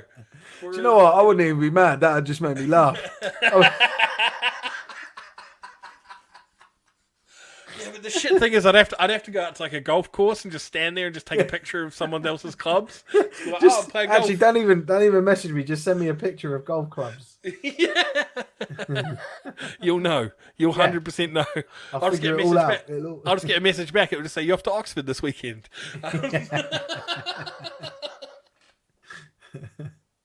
Yeah, but at least I've got a reasonable reason. You're just going to go stand on the side. You could do the show from the Bristol sideline to take you that. Well, I'm supporting my team. What team? I could do this show from the team that I've signed up for as a player. I'm basically getting. Don't you have to step on the field to be a player though? I've been on the field. As in kit. Yeah. Not the practice field. Not the practice field. The game field. No, yeah, game field. The furthest I got was warm ups. No, We were doing a few drills pre-game, about an hour before the kickoff. you sound like a Make-A-Wish Foundation kid. They're like, oh, we put It him went fucking ping, and I was like, all right, I'm done, am I? We've They made really wound me up. made Stevie's dream. He's suited up in the Prem again. We put him in kit. I'll be one of them kids they give the ball to and Yeah, everyone gets out of the way. And I run down the field, score a touchdown. Both teams celebrate with me. That's what's going to happen this season. Everybody's sitting in there like, look, I understand he's the same size as him, but fuck me, that facial hair on a 7-year-old. Both teams get together before the you take game. your helmet off. agree. You take your helmet off to celebrate, and the other team's looking and been like, have you ever seen a 9-year-old with a receding hairline? Yeah. So it's his disease. It's awful. Yeah. Yeah, the Bristol coach comes up, leave him alone. He's 9 years old with alopecia. Give him a break. So yeah, I'm looking forward to that. Oh, Jesus Christ. I think that tells me it's finish time. The Rams are Yeah, I hitting don't, 50. mate. There's nothing happening, is there? We're just like chatting shit. Yeah, touchdown Rams. Taylor Umland moves out of the pocket, finds Cam Sanders. 2 PAT is no good. Rams lead 50-26. And James has just told us that the Sabres have scored again, opening up that gap again, 37-24. So that's been a good game. There's been a couple of really good games today. That's one of them. Right, hold on, let me just should we finish? Because I'm trying to think. I think if I've got anything. the Cheetahs Saints has been another really good one as well. That's been good. I just really like. I know they did do it once, but I just really wanted the Saints to go ahead again. But. Shout out to Baffert calling the game of the week. That was the game of the week. It was the Cheetahs Saints. Baffert called that game of the week. Fair play to him. Yeah, Baffert on their post that they did about Keith or Kevin or something. Oh, Baffert, mate. Baffert. Yeah. right. On that post like 2 hours ago, they said it was going to be the game of the week. They weren't wrong. Ollie. So Thunder going for it on fourth and 7. Oh, good timing. 4th and 7, is it? Yeah, Go for the field goal. It's flushed out. That's going to be a change job. yeah. Steve. Head coach gets tossed in the 3rd quarter. And Look at way That was Ian behind Ellis on who said it. schedule. Way behind on schedule. I was just. Coach Ellis, what did you get tossed off for? He was having a discussion. Discussion with Mr. No, Briggs. he's commented on He's commented. He's told us that Well, the head coach. I'm What do you reckon doing he him a said? favour. He can watch the game from the car park over that way. I'm doing him yeah, but I want to hear from Coach Ellis. What did he do? And why did you have to take your son home with you? Can Jaden come back and play? back and play?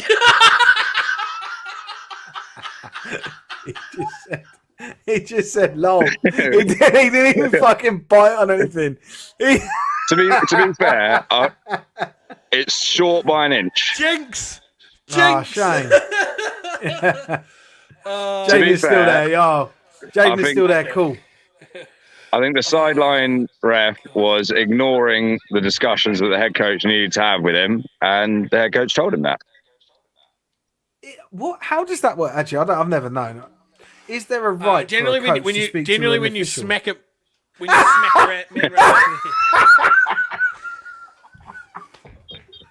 I was trying to be PC and keep that off the stream there, coach, but yeah, he did.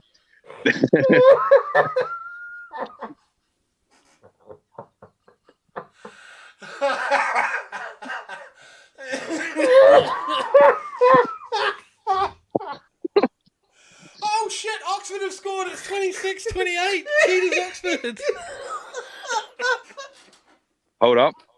Hold up. There is a flag on the play. That's got to stay up.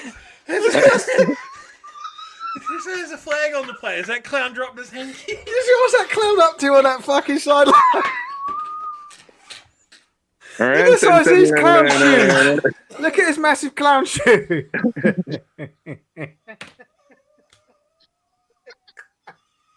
Fair play to Coach Ellis for saying that. That's one of the best comments we've ever had. Former Coach Ellis.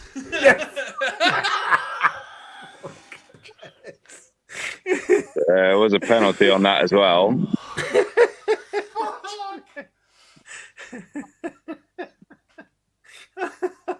Ollie. Fucking, my chest is aching. We're laughing so hard. Ollie, I need you to go on YouTube and just search up circus music and walk up and down the sideline behind Jim with it. Let me see if I can do both at the same time. I'm gonna try and do both. I called him a clown. I need some water. He needs some milk. That's going to stay up. As, you know, So we haven't got any other messages to go out. That's staying up. We don't care that the Cheetahs and Oxford is. No, I mean that's amazing. I'm really pleased with that. It's just untimely that happened straight after Ian Ellis told us he called him. And he even called him Mr. Briggs. Mr. Briggs. There's many other names we've called him in Britball, but that's a good one. It's like you've just met up with your mate at lunchtime at school when you're like, "Oh, bro, why'd you get detention?" Oh, called Mr. Briggs a clown.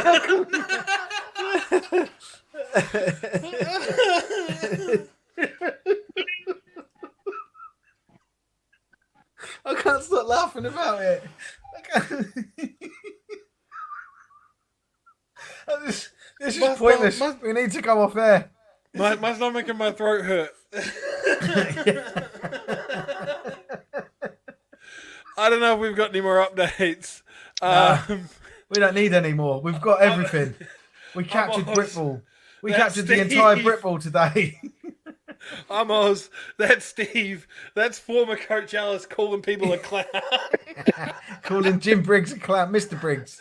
Yeah. Mr. Briggs. Calling one of the most decorated UK referees a clown. director of Bafra. Yeah. Oh, mate, it's so and funny. that's Ollie de Ruyter, our sideline reporter, bringing us the best from around the league. All right, I'm going to have to move field. Oh, man. I'm going to have to just sing the song now. I can't do YouTube. No, don't do it. Don't do it. I think we're. Hello, everyone. Hello. Where's your head coach gone? Where's your head coach gone? He's in the comments. We've got him Someone here. over there. Yeah. Go find him.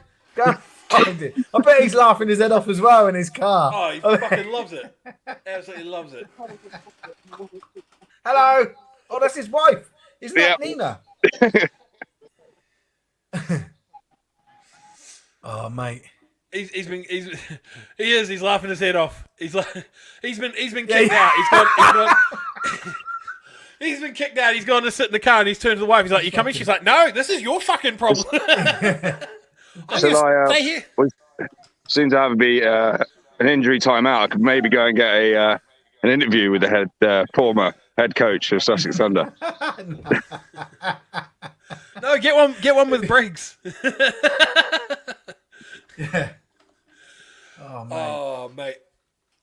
Right. How much more? Oh, they got loads of time left in this game, haven't they?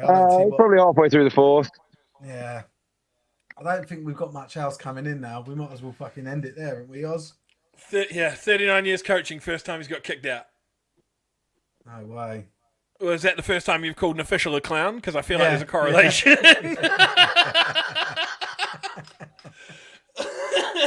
You clown. You fucking clown.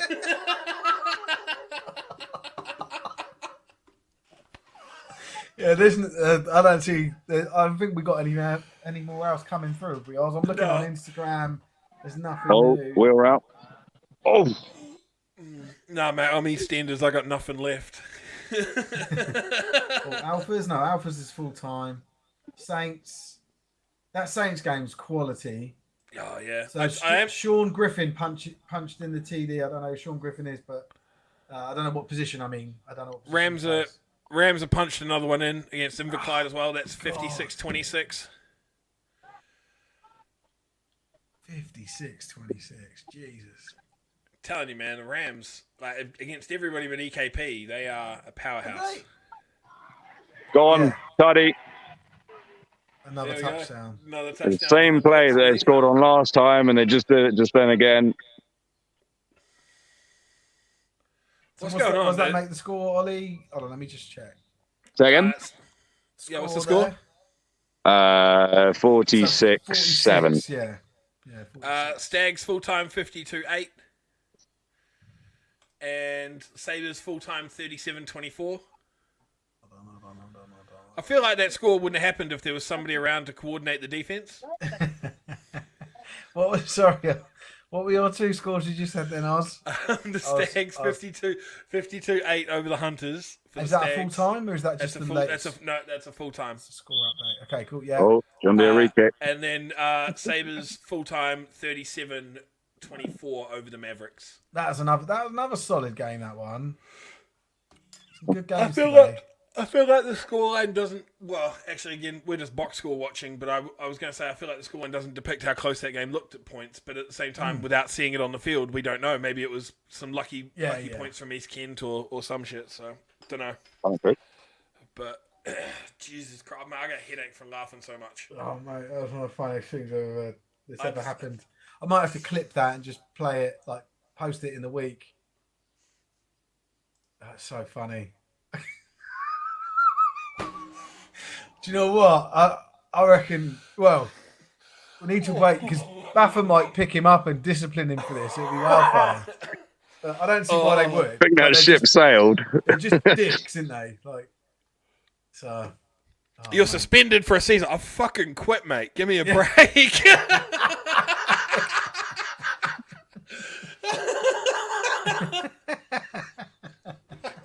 The phantom finger. The phantom finger. It's a filter. It's a filter. Yeah, I'm done. It's a filter. It's just, not me. Right, I think we're done for the day. We are. It's Are we? 4:59. Yeah. Oh yeah, cool. That's all right. Yeah, time's Yeah. all right. We Cool, are that's a- Sport Ant Game Day Live. Oh, It's been absolute. Oh, what? He's got a free run. It's been absolute shenanigans for the past probably 10 to 15 minutes. fun. I'm Oz. That's Steve. Stang was here. Sideline reporter. Ollie de Ruyter giving us the best and Hey, let's not forget about the star of the show. best in Ian best in Ellis. shenanigans. And thank you to former head coach of the Sussex Thunder, Ian Ellis, for providing us with circusry. And Oh, man. can we get an outro song of just "Bring in the Clowns"? Like Krusty just singing Send in "Bring the clowns." in the clowns." No, we are Game Day Live. We will be back next week. I will not, but Steve Steve's going to go stay on the sideline in Bristol. Yeah. You know what? We might not be back next week. There might be no Game Day see. Live next week. We don't We'll know. see if we got Teb's hatch. We'll see if there's Watch other people the space. Watch the space. Keep an eye on the socials, and make sure that you take every pick that we ever do, either for or against your team, completely personal. Yeah. Thank you and goodbye. It is against you. It is. I Fuck based you it. Yeah, and I based fuck it your mum. solely on you as a player. Yeah. Yeah.